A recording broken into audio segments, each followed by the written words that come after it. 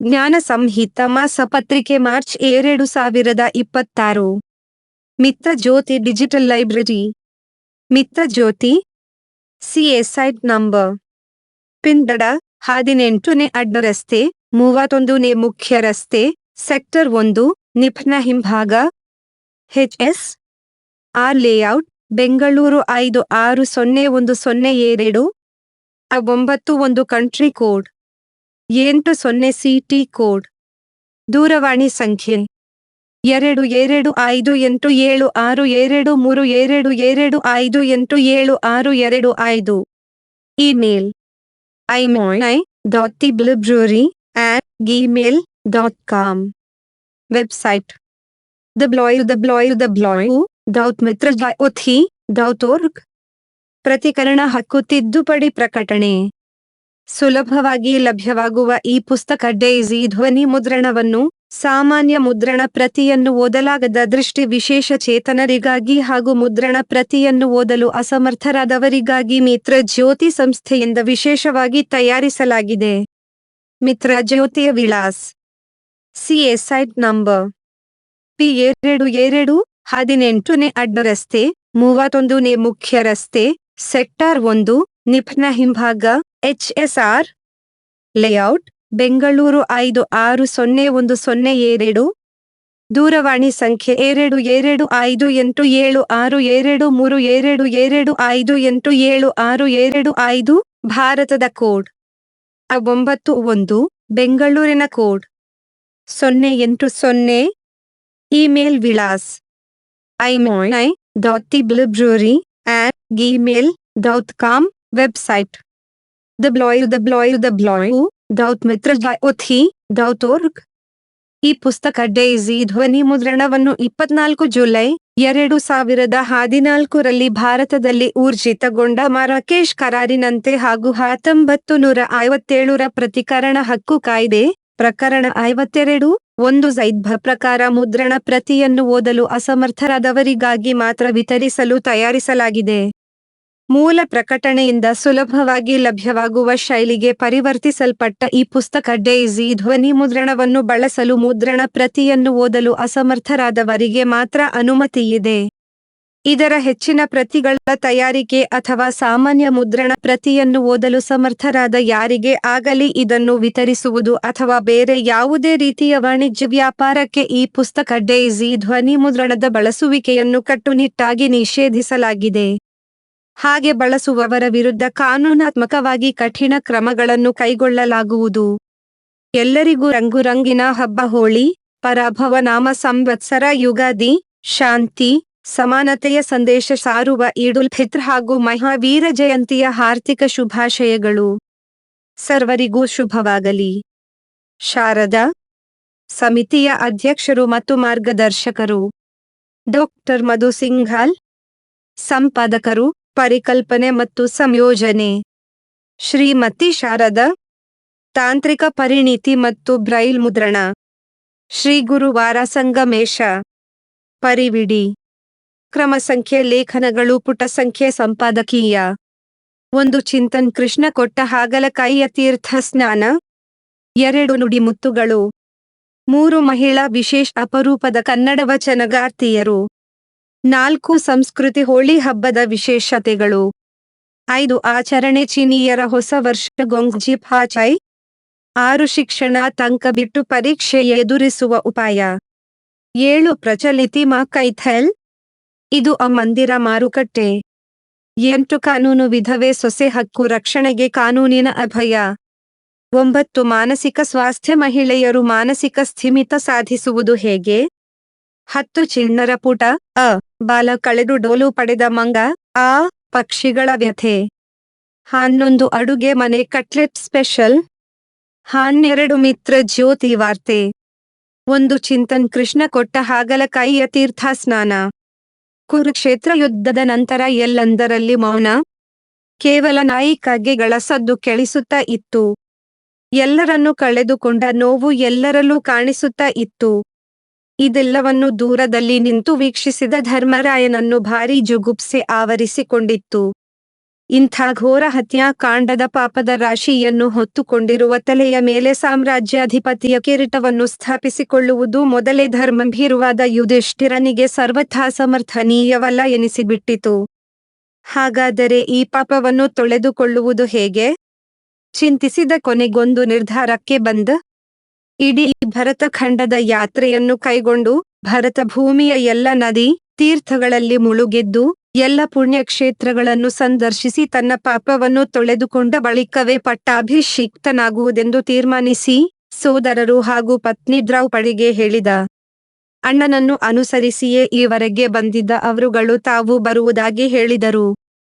ಸರಿ, ಹೊರಡುವ ಮುನ್ನ ತಮ್ಮ ದಿಗ್ದರ್ಶಿಯಾದ ಶ್ರೀಕೃಷ್ಣನನ್ನು ಭೇಟಿಯಾಗಿ ಆತನ ಆಶೀರ್ವಾದ ಪಡೆದು ಹೋಗುವುದೆಂದು ನಿರ್ಧರಿಸಿ ಕೃಷ್ಣನ ಬಳಿ ಬಂದರು. ಅಷ್ಟ ಮಹಿಷಿಯರ ಜೊತೆ ಲೋಕಾಭಿರಾಮ ಕುಳಿತಿದ್ದ ಕೃಷ್ಣ ಪಾಂಡವರ ಮಾತನ್ನು ಸಾವಧಾನ ಚಿತ್ತನಾಗಿ ಆಲಿಸಿ ಏನನ್ನು ಹೇಳದೆ ದಿಗ್ಗನೆ ಎದ್ದು ಒಳ ನಡೆದ. ಎಲ್ಲರಿಗೂ ದಿಗಿಲು. ತಮ್ಮ ಆರಾಧ್ಯನೇಕೆ ಹೀಗೆ ಮಾಡಿದ? ತಮ್ಮಿಂದ ಏನಾದರೂ ಅಪಚಾರವಾಯಿತೆ? ಪಾಪ ಪರಿಹಾರ ಮಾರ್ಗವನ್ನು ಆತನ ಬಳಿಯೇ ಕೇಳಬೇಕಾಗಿತ್ತೆ? ಹೀಗೆ ಏನೇನೋ ಯೋಚನೆಗಳು ಸುಳಿಯುತ್ತಿದ್ದಾಗಲೇ ಗಂಭೀರವದನನಾಗಿ ಮರಳಿದ ಕೃಷ್ಣನ ಕೈಯಲ್ಲೊಂದು ಪುಟ್ಟ ಹಾಗಲಕಾಯಿ ಇತ್ತು. ಅದನ್ನು ಧರ್ಮರಾಜನ ಕೈಗಿಡುತ್ತಾ, ನಿಮ್ಮ ತೀರ್ಥಯಾತ್ರೆಯ ನಿರ್ಧಾರ ಅತ್ಯಂತ ಸೂಕ್ತವಾಗಿದೆ. ಖಂಡಿತ ಹೋಗಿ ಬನ್ನಿ. ಆ ಯುದ್ಧಕ್ಕೆ ಸಾಕ್ಷಿಯಾಗಿದ್ದ ನನಗೂ ನಿಮ್ಮ ಜೊತೆ ಬರಬೇಕೆಂದೆನಿಸಿತ್ತು. ಆದರೆ ಬಹಳ ಕಾಲದಿಂದ ದ್ವಾರಕೆಯನ್ನು ಬಿಟ್ಟು ಇದ್ದುದರಿಂದ ಸಾಕಷ್ಟು ರಾಜಕಾರ್ಯಗಳು ಬಾಕಿ ಉಳಿದು ಬಿಟ್ಟಿವೆ. ನನ್ನ ಬದಲು ನನ್ನ ಪ್ರತಿನಿಧಿಯಾಗಿ ನಿಮ್ಮ ಜೊತೆ ಇದನ್ನು ಕಳುಹಿಸುತ್ತೇನೆ. ಇದು ನಾನೇ ಖುದ್ದು ಅತ್ಯಂತ ಪ್ರೀತಿಯಿಂದ ನನ್ನ ತೋಟದಲ್ಲಿ ಬೆಳೆಸಿದ್ದು. ನೀವು ಎಲ್ಲೆಲ್ಲಿ ತೀರ್ಥ ಸ್ನಾನ ಮಾಡುತ್ತೀರೋ ಅಲ್ಲೆಲ್ಲ ಇದಕ್ಕೂ ಸ್ನಾನ ಮಾಡಿಸಿ. ನೀವು ಮುಳುಗೇಳುವ ಎಲ್ಲ ನದಿಗಳಲ್ಲಿ ಇದನ್ನು ಮುಳುಗಿಸಿ ಏಳಿಸಿ. ಎಲ್ಲ ದೇವರ ದರ್ಶನ ಮಾಡಿಸಿ ಪ್ರಸಾದವನ್ನು ಹಾಕಿಸಿಕೊಂಡು ಬನ್ನಿ. ಆಗಬಹುದೇ ಎಂದ. ಪಾಂಡವರು ನಿಟ್ಟುಸಿರು ಬಿಟ್ಟು ಸಮಾಧಾನ ಹೊಂದಿದರು. ಕೃಷ್ಣನ ಮಾತನ್ನು ಶಿರಸ ವಹಿಸಿ ಪಾಲಿಸುವುದಾಗಿ ಮಾತುಕೊಟ್ಟು ಹಾಗಲವನ್ನು ಜೋಪಾನವಾಗಿ ಜೋಳಿಗೆಯಲ್ಲಿಟ್ಟುಕೊಂಡು ಹೊರಟರು. ವಿಶಾಲ ಭರತ ಖಂಡದ ಉತ್ತರದಿಂದ ದಕ್ಷಿಣದವರೆಗೆ ಪೂರ್ವದಿಂದ ಪಶ್ಚಿಮದವರೆಗೆ ಸಮಗ್ರ ಪರ್ಯಟನೆ ಮಾಡಿ ಎಲ್ಲ ಕ್ಷೇತ್ರಗಳನ್ನು ಸಂದರ್ಶಿಸಿ ಸರ್ವತೀರ್ಥಗಳಲ್ಲೂ ಮಿಂದೆಂದು ಪುನೀತ ಭಾವದಲ್ಲಿ ಮರಳಿದರು. ಎಲ್ಲಿಯೂ ಹಾಗಲವನ್ನು ಮರೆಯದೆ ಎಲ್ಲೆಡೆ ತಾವು ಏನೆಲ್ಲವನ್ನೂ ಮಾಡಿದರೋ ಅದೆಲ್ಲವನ್ನೂ ಸ್ವತಃ ಕೃಷ್ಣನೇ ಎಂದು ಭಾವಿಸಿ ಹಾಗಲಕ್ಕೂ ಮಾಡಿಸಿದ್ದರು. ಎಲ್ಲ ದೇವರೆದುರು ಅದನ್ನು ಇಟ್ಟು ಪ್ರಸಾದ ಹಾಕಿಸಿಕೊಂಡು ಬಂದಿದ್ದರು. ಯಾತ್ರೆಯ ಕೊನೆಯಲ್ಲಿ ಪುನಃ ಕೃಷ್ಣನ ಸಾನ್ನಿಧ್ಯಕ್ಕೆ ಬಂದು ಹಾಗಲವನ್ನು ಅವನ ಕೈಗೆ ಮರಳಿಸಿದರು. ಕೃಷ್ಣ ಕೇಳಿದ, ಎಲ್ಲೆಡೆ ಇದಕ್ಕೂ ತೀರ್ಥ ಸ್ನಾನ ಮಾಡಿಸಿದ್ದೀರಲ್ಲ, ಎಲ್ಲ ದೇವರ ದರ್ಶನ ಮಾಡಿಸಿದ್ದೀರಲ್ಲ, ಚಾಚೂ ತಪ್ಪದೇ ಪಾಲಿಸಿದ್ದಾಗಿ ಯುಧಿಷ್ಠಿರ ವರದಿ ಒಪ್ಪಿಸಿದ. ಸರಿ ಎಂದು ಸೇವಕರಿಂದ ಒಂದು ಕತ್ತಿ ತರಿಸಿದ ಕೃಷ್ಣ ಆ ಹಾಗಲವನ್ನು 6 ಭಾಗಗಳಾಗಿ ಕತ್ತರಿಸಿದ. ಮತ್ತೆ ಪಾಂಡವರಿಗೆ ಆಶ್ಚರ್ಯ. ಹಾಗಲದ ಒಂದೊಂದು ತುಂಡುಗಳನ್ನು ದ್ರೌಪದಿ ಹಾಗೂ 5 ಪಾಂಡವರಿಗೆ ಹಂಚಿ ತಿನ್ನಲು ಹೇಳಿದ. ಅದನ್ನು ಬಾಯಿಗಿಟ್ಟುಕೊಂಡ ಅವರೆಲ್ಲರೂ ಮುಖ ಕಿವುಚಿದರು. ಯಾಕೆ ಹೀಗೆ ಮುಖ ಮಾಡುತ್ತೀರಿ? ಹಾಗಲ ಸಿಹಿ ಇಲ್ಲವೇ ಎಂದು ಕೇಳಿದ ಕೃಷ್ಣ. ಆತನ ಮಾತಿಗೆ ನಗಬೇಕೋ ಗಂಭೀರವಾಗಿ ಉತ್ತರ ಹೇಳಬೇಕೋ ಅರಿಯದೆ ಗೊಂದಲಕ್ಕೆ ಬಿದ್ದರು ಪಾಂಡವರು. ಇದ್ದುದರಲ್ಲಿ ಹೆಚ್ಚು ಸಲುಗೆ ಇದ್ದ ದ್ರೌಪದಿಯೇ, ಅಣ್ಣ, ಇದೇನು ಹೀಗೆ ಕೇಳುತ್ತಿರುವೆ? ಹಾಗಲ ಎಂದಾದರೂ ಸಿಹಿ ಇರುತ್ತದೆಯೇ? ಅದರಲ್ಲೂ ಇಷ್ಟು ದಿನ ನೀರಲ್ಲಿ ನೆನೆದ ಹಾಗಳ ಇನ್ನಷ್ಟು ಕಹಿ ಬಿಟ್ಟುಕೊಂಡಿದೆ ಎಂದಳು. ಹಾಗೇಕೆ? ಇಷ್ಟೆಲ್ಲ ದೇವರ ದರ್ಶನ ಮಾಡಿಸಿದ, ತೀರ್ಥ ಸ್ನಾನ ಮಾಡಿಸಿದ ಬಳಿಕ ಹಾಗಲದೊಳಗಿನ ಕಹಿ ಹೋಗಿ ಸಿಹಿಯಾಗಿರಬೇಕಿತ್ತಲ್ಲವೇ ಎಂದ ಕೃಷ್ಣ. ಕೃಷ್ಣನ ಮಾತಿನ ಒಳಮರ್ಮ ಧರ್ಮಜನಿಗೆ ಥಟ್ಟನೆ ಹೊಳೆಯಿತು. ತಮ್ಮ ಮೂರ್ಖತನಕ್ಕೆ ಕ್ಷಮೆ ಕೇಳಿದ. ನಮ್ಮ ಜೀವನದಲ್ಲೂ ಇದೇ ಆಗಬೇಕಿರುವುದು. ಬದುಕಿನಲ್ಲಿ ಘಟಿಸಿದ ಪಾಪ, ಮಾಡಿದ ಅಪರಾಧಗಳು, ಕೈಗೊಂಡ ಕುಕರ್ಮಗಳನ್ನು ಆಂತರ್ಯದ ಪಶ್ಚಾತ್ತಾಪದ ಬೆಗುದಿಯಲ್ಲಿ ಮರಳಿಸಿ ಸುಟ್ಟುಕೊಳ್ಳಬೇಕು. ನೈಜ ಮೃಗುವಿಕೆಯ ಕಣ್ಣೀರಿನಲ್ಲಿ ತೊಳೆದುಕೊಳ್ಳಬೇಕು. ಸತ್ಕಾರ್ಯ, ಸನ್ನಡತೆ, ಸದಾಚಾರದ ದೃಢ ನಿಶ್ಚಯದ ದರ್ಶನವನ್ನು ಮನಸ್ಸಿಗೆ ಮಾಡಿಸಿ ಪುನೀತರಾಗಬೇಕೇ ಹೊರತು ಮಾಡಬಾರದನ್ನೆಲ್ಲ ಮಾಡಿ ದಿನಗಟ್ಟಲೆ ದೇವರ ಮುಂದೆ ಕುಳಿತಾಕ್ಷಣ ತೋರುಗಾಣಿಕೆಗಾಗಿ ಯಾರ್ಯಾರಿಗೋ ಏನೇನೋ ದಾನ ಕೊಟ್ಟೆ ಎಂದು ಬೀಗಿದ ಕ್ಷಣ, ಸಂಭಾವಿತನ ಪೋಸು ಕೊಟ್ಟಾಕ್ಷಣ ದೊಡ್ಡ ದೊಡ್ಡ ದೇಗುಲಗಳ ದೇವರಿಗೆ ಕೋಟ್ಯಾಂತರ ರೂಪಾಯಿಗಳ ಕಾಣಿಕೆ ಕೊಟ್ಟಾಕ್ಷಣ ನಾವು ಮನುಷ್ಯರೆನಿಸಿಕೊಳ್ಳುವುದಿಲ್ಲ. ಆಂತರ್ಯದಲ್ಲಿ ಸಿಹಿಯಾಗಿರುವವರಿಗೆ ಯಾವ ದೇವರು, ಯಾವ ಧರ್ಮ, ಯಾವ ಆಚರಣೆಯೂ ಅಗತ್ಯ ಇಲ್ಲ. 2 ನುಡಿಮುತ್ತುಗಳು. ಒಂದು ಸತ್ಯದೊಂದಿಗೆ ಬದುಕುವವರು ಯಾರಿಗೂ ಹೆದರಬೇಕಾಗಿಲ್ಲ. ಸಾಕ್ರಟೀಸ್. 2 ಗುಣದ ಬಗ್ಗೆ ತಿಳಿದುಕೊಂಡರೆ ಸಾಲದು, ಅದನ್ನು ಉಳ್ಳವನಾಗಲು ಯತ್ನಿಸಬೇಕು. ಅರಿಸ್ಟಾಟಲ್. 3 ಚಿಂತನೆ ಇಲ್ಲದೆ ಕಲಿಯುವುದು ವ್ಯರ್ಥ, ಕಲಿಯದೆ ಚಿಂತನೆ ಮಾಡುವುದು ಅಪಾಯಕರ. ಕನ್ಫ್ಯೂಷಿಯಸ್. 4 ಜೀವನ ಮತ್ತು ಸಾವು ಎರಡೂ ಬಹಳ ಮುಖ್ಯ. ಅವನ್ನು ನೋವಿನಲ್ಲಿ ಮುಳುಗಿಸಬೇಡಿ. ಬೋಧಿಧರ್ಮ. 5 ಎಲ್ಲರೂ ದೊಡ್ಡ ಮನುಷ್ಯರೆಂದು ಕರೆದರೆಂದು ನಾವು ಹಾಗೆ ನಟಿಸಲು ತೊಡಗಬಾರದು. ಕೆ.ಪಿ. ಪೂರ್ಣಚಂದ್ರ ತೇಜಸ್ವಿ. 6 ಒಳ್ಳೆಯತನದಿಂದ ಮತ್ತು ಸತ್ಯದ ಮಾರ್ಗದಲ್ಲಿ ನಡೆಯುವವರನ್ನು ಸುಲಭವಾಗಿ ಹೆದರಿಸಲು ಸಾಧ್ಯವಿಲ್ಲ. ಶೇಕ್ಸ್ಪಿಯರ್. 3 ಮಹಿಳಾ ವಿಶೇಷ ಅಪರೂಪದ ಕನ್ನಡ ವಚನಗಾರ್ತಿಯರು. ನಮ್ಮ ಸಾಮಾಜಿಕ ಮತ್ತು ಸಾಂಸ್ಕೃತಿಕ ಬೆಳವಣಿಗೆಯ ಚರಿತ್ರೆಯಲ್ಲಿ ಮಹಿಳೆಯರ ಪಾತ್ರ ಬಹುಮುಖ್ಯ. ಕನ್ನಡ ಸಾಹಿತ್ಯಕ್ಕೆ ಸುಮಾರು 1500 ವರ್ಷಗಳ ಇತಿಹಾಸವಿದೆ. 20ನೇ ಶತಮಾನದ ನಂತರದಲ್ಲಿ ಹೆಚ್ಚು ಗುರುತಿಸುವಂತಹ ಕೆಲಸಗಳಾಗುತ್ತಿವೆ. ಚಾಲುಕ್ಯ ರಾಜಮನೆತನದ ಇಮ್ಮಡಿ ಪುಲಕೇಶಿ ಮನೆತನದ ವಿಜ್ಜಿಕ ಅಥವಾ ವಿಜಯ ಮಹಾದೇವಿ ಮೊದಲಿಗರೆನ್ನುತ್ತದೆ ಇತಿಹಾಸ. ಅದೇ ರೀತಿ 10ನೇ ಶತಮಾನದ ಅತ್ತಿಮಬ್ಬೆ. ಮುಂದಿನ ಶತಮಾನಗಳಲ್ಲಿ ಇದು ಇನ್ನಷ್ಟು ಬೆಳೆಯಲು ಆರಂಭವಾಯಿತು. 12ನೇ ಶತಮಾನದ ವಚನ ಸಾಹಿತ್ಯ ಇಲ್ಲಿ ಬಹಳ ಪ್ರಮುಖವಾಗುತ್ತದೆ. ಅಕ್ಕ ಮಹಾದೇವಿಯವರ ಹೆಸರು ಬಹಳ ಮುನ್ನೆಲೆಗೆ ಬರುತ್ತದೆ. ಅವರದೇ ರೀತಿಯಲ್ಲಿ ಅನೇಕ ಶಿವಶರಣೆಯರು ತಮ್ಮದೇ ಆದ ರೀತಿಯಲ್ಲಿ ಸಮಾಜಕ್ಕೆ ಕೊಡುಗೆಯನ್ನು ನೀಡಿದ್ದಾರೆ. ಅನೇಕ ಶಿವಶರಣೆಯರ ಸಾಹಿತ್ಯ ಹೆಚ್ಚಾಗಿ ಬೆಳಕಿಗೆ ಬರದಿದ್ದರೂ ಅವರ ಬರಹದ ಛಾಪು ಈ ಸಮಾಜದ ಮೇಲೆ ಸಾಕಷ್ಟಿದೆ. ಈ ವಚನ ಯುಗವು ಮಹಿಳೆಯರ ಆಂತರ್ಯದಲ್ಲಿ ನವ ಜಾಗೃತಿ, ನವ ಸಾಕ್ಷರತೆಯನ್ನು ಬೆಳೆಸುವ ಮತ್ತು ಎಲ್ಲ ಮಹಿಳೆಯರಿಗೆ ವಿದ್ಯಾಭ್ಯಾಸ ದೊರೆಯುವ ಸನ್ನಿವೇಶ ಬೆಳೆಯಲು ಸಹಾಯಕವಾಯಿತು. ವಚನಗಾರ್ತಿಯರಂತೆ ಕೊಡುಗೆ ಇತ್ತದ್ದು ನಮ್ಮ ಸಾಹಿತ್ಯದ ಇತಿಹಾಸದಲ್ಲೇ ಮೊದಲು ಎನ್ನಬಹುದಾಗಿದೆ. ಆ ಕಾಲದಲ್ಲಿ ಮಹಿಳೆ ಮತ್ತು ಪುರುಷ ಭೇದಭಾವವಿಲ್ಲದೆ ಒಟ್ಟಾಗಿ ಅನುಭವ ಮಂಟಪದಲ್ಲಿ ಕುಳಿತು ಸಂವಾದ, ಚರ್ಚೆಗಳಲ್ಲಿ ಪಾಲ್ಗೊಂಡಿರುವುದು ಗಮನಾರ್ಹ. ಶರಣೆಯರ ವಚನಗಳೆಂದರೆ ಮೊದಲಿಗೆ ನೆನಪಾಗುವುದು ಅಕ್ಕ ಮಹಾದೇವಿ, ಮುಕ್ತಾಯಕ್ಕ. ಇವರ ಕಾಲದಲ್ಲಿ ಅನೇಕ ಶಿವಶರಣೆಯರು ಮುಕ್ತ ಮನಸ್ಸಿನಿಂದ ತಮ್ಮದೇ ವಚನಗಳ ರಚನೆ ಮಾಡಿದ್ದಾರೆ. ಆದರೆ ಇವರುಗಳ ಸಾಹಿತ್ಯ ಕೆಲಸ ಹೆಚ್ಚಿಗೆ ಬೆಳಕಿಗೆ ಬಂದಿರುವುದಿಲ್ಲ. ಇವರುಗಳಿಗೆ ವ್ರತ, ಜಾತಿ, ಕುಲಭಕ್ತಿ, ಜ್ಞಾನ ಇವುಗಳ ಬಗೆಗೆ ಸ್ಪಷ್ಟ ನಿಲುವು ಇದ್ದಿತು. ಬಸವಣ್ಣನವರ ಕಾಲದಲ್ಲಿ ಬೆಳಕಿಗೆ ಬಂದ ಶರಣ ಸಾಹಿತ್ಯ ಶಿವಶರಣೆಯರನ್ನು ಬೆಳಕಿಗೆ ತಂದಿದೆ. ಅವರ ಉನ್ನತಿಯೇ ಸಮಾಜಕ್ಕೆ ದಾರಿದೀವಿಗೆ ಎಂಬ ತತ್ವವನ್ನು ಬಸವಣ್ಣನವರು ಕಂಡುಕೊಂಡಿದ್ದರು. ಇವರುಗಳಲ್ಲಿ ಪ್ರಮುಖವಾಗಿ ಹೆಸರಿಸಬಹುದಾದವರೆಂದರೆ ಅಕ್ಕಮ್ಮ, ಆಯ್ದಕ್ಕಿ ಲಕ್ಕಮ್ಮ, ಕೇತ್ತಲದೇವಿ, ಕದಿರೆರೆಮ್ಮವ್ವೆ, ಕಾಳವ್ವೆ, ಕಾಮವ್ವೆ, ಗೊಗ್ಗವ್ವೆ, ಬೊಂತಾದೇವಿ, ನೀಲಾಂಬಿಕೆ. ಹೀಗೆ ಇನ್ನೂ ಹಲವಾರು ವಚನಗಾರ್ತಿಯರನ್ನು ಗುರುತಿಸಿದ್ದರೂ ಅವರುಗಳಲ್ಲಿ ಅನೇಕರ ರಚನೆಗಳು ಪ್ರಚುರವಾಗಲೇ ಇಲ್ಲ. ಇವರಲ್ಲಿ ಕೆಲವು ಶಿವಶರಣೆಯರ ಚಿಕ್ಕ ಪರಿಚಯ ಮತ್ತು ಅವರುಗಳ ವಚನದ ಕೆಲವು ಸಾಲುಗಳನ್ನು ನೋಡೋಣ. ಅಮುಗೆ ರಾಯಮ್ಮ. ಈಕೆ ಸೊನ್ನಲಿಗೆ, ಇಂದಿನ ಸೊಲ್ಲಾಪುರ ಊರಿನವರು, ನೆಕಾರ ಕುಲದವರು. ಅಮುಗೆ ದೇವಯ್ಯ ಎಂಬುವವರ ಪತ್ನಿ. ಇವರ ಪಾಲಿಗೆ ಗುರುವಾರ, ಲಿಂಗ, ಪತಿ ಮೂರೂ ಒಂದೇ. ಅವರ ವಚನಗಳಲ್ಲಿ ಕೆಚ್ಚು, ಧೈರ್ಯ, ಛಲ್ಲ, ನಿಷ್ಠುರತೆ, ಅಭಿಮಾನ, ವಿಡಂಬನೆ ಇತ್ಯಾದಿ ಮೂಡಿ ಬಂದಿದೆ. ರಾಯಮ್ಮನ ಅಂಕಿತ ನಾಮ ಅಮುಗೇಶ್ವರ. ಎನ್ನ ಕಣ್ಣೊಳಗಿನ ಕಟ್ಟಿಗೆಯ ಮುರಿದವರಾರನೂ ಕಾಣೆ, ಎನ್ನ ಕಾಲೊಳಗಿನ ಮುಳ್ಳ ತೆಗೆದವರಾರನೂ ಕಾಣೆ, ಎನ್ನ ಅಂಗದಲ್ಲಿಪ್ಪ ಅಹಂಕಾರವ ಸುಡುವವರಾರನೂ ಕಾಣೆ, ಅವೆಲ್ಲವನ್ನೂ ನಾನೇ ಮರೆಯಬೇಕು, ನಾನೇ ತೆಗೆಯಬೇಕು, ನಾನೇ ಸುಡಬೇಕು, ಅಮುಗೇಶ್ವರ ಲಿಂಗವ ನಾನೇ ಅರಿಯಬೇಕು. ಇದರ ಅರ್ಥ ನಮ್ಮ ದೋಷಗಳನ್ನು ನಾವೇ ಸರಿಪಡಿಸಿಕೊಳ್ಳಬೇಕು ಮತ್ತು ನಮ್ಮ ಇಷ್ಟ ದೈವವನ್ನು ನಾವೇ ಅರಿಯಬೇಕು ಎಂಬುದಾಗಿದೆ. ಅಕ್ಕಮ್ಮ. ಇವರನ್ನು ರಮ್ಮವ್ವೆ ಎಂದು ಕರೆಯುತ್ತಾರೆ. ಇವರು ಅಕ್ಕ ಮಹಾದೇವಿಯ ಪ್ರಭಾವಕ್ಕೆ ಒಳಗಾಗಿ ಸಂಸಾರ ಬಂಧನಕ್ಕೆ ಸಿಲುಕದೆ ಸ್ವತಂತ್ರವಾಗಿ ಬದುಕಲು ಹಂಬಲಿಸಿ ವಿವಾಹವಾಗಲಿಲ್ಲ. ವ್ರತಾಚರಣೆಗೆ ಸಂಬಂಧಿಸಿದ ಇವರ ಕೆಲವು ವಚನಗಳು ಸರಳ, ಸುಂದರ, ಸ್ಪಷ್ಟ ಮತ್ತು ಪ್ರೌಢ ಭಾಷೆಯಲ್ಲಿ ಹೇಳಲ್ಪಟ್ಟಿವೆ. ಇವರ ಅಂಕಿತ ನಾಮ ಆಚಾರವೇ ಪ್ರಾಣವಾದ ರಾಮೇಶ್ವರ ಲಿಂಗ. ಹೊತ್ತಿನ ಗಡ್ಡದಂತೆ ಗಡ್ಡದ ಹಿರಿಯರ ನೋಡ.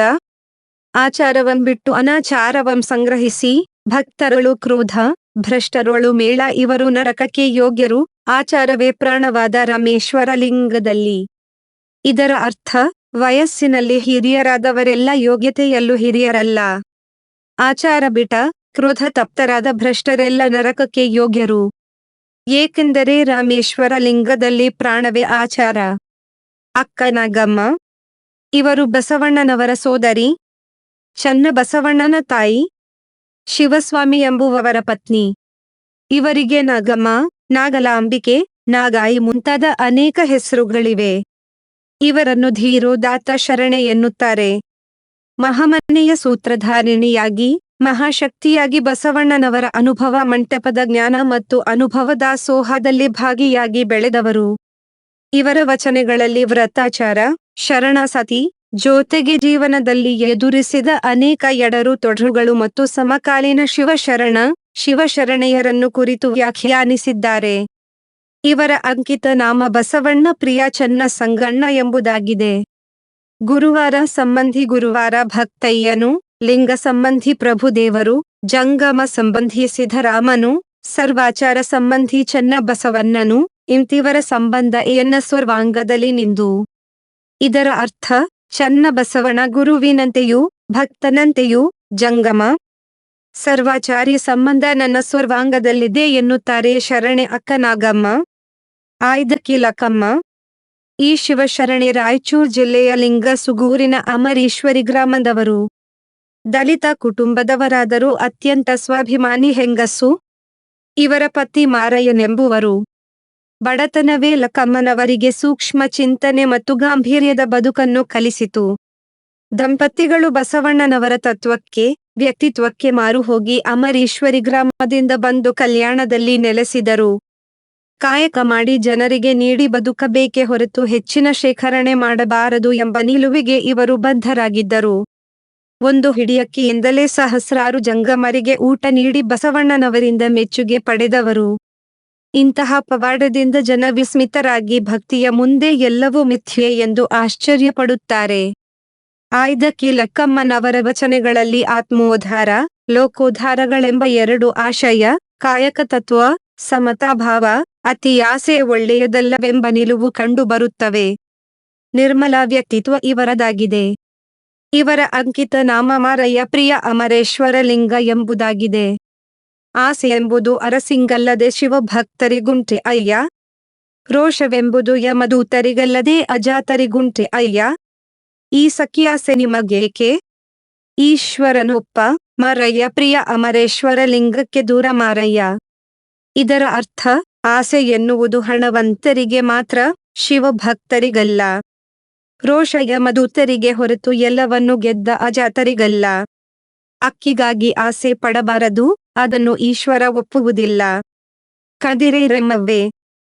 ಕದಿರೆ ರೆಮ್ಮವ್ವೆ ಅವರು ನೂಲುವ ಕಾಯಕದವರು. ಅಂದರೆ ಬಟ್ಟೆಯನ್ನು ನೂಲುವವರು. ತಮ್ಮ ಈ ಕಾಯಕದೊಂದಿಗೆ ಆಧ್ಯಾತ್ಮವನ್ನು ಬೆಳೆಸಿಕೊಂಡು ಪ್ರೌಢ ರೀತಿಯ ಸುಂದರ ವಚನಗಳನ್ನು ರಚಿಸಿದ್ದಾರೆ.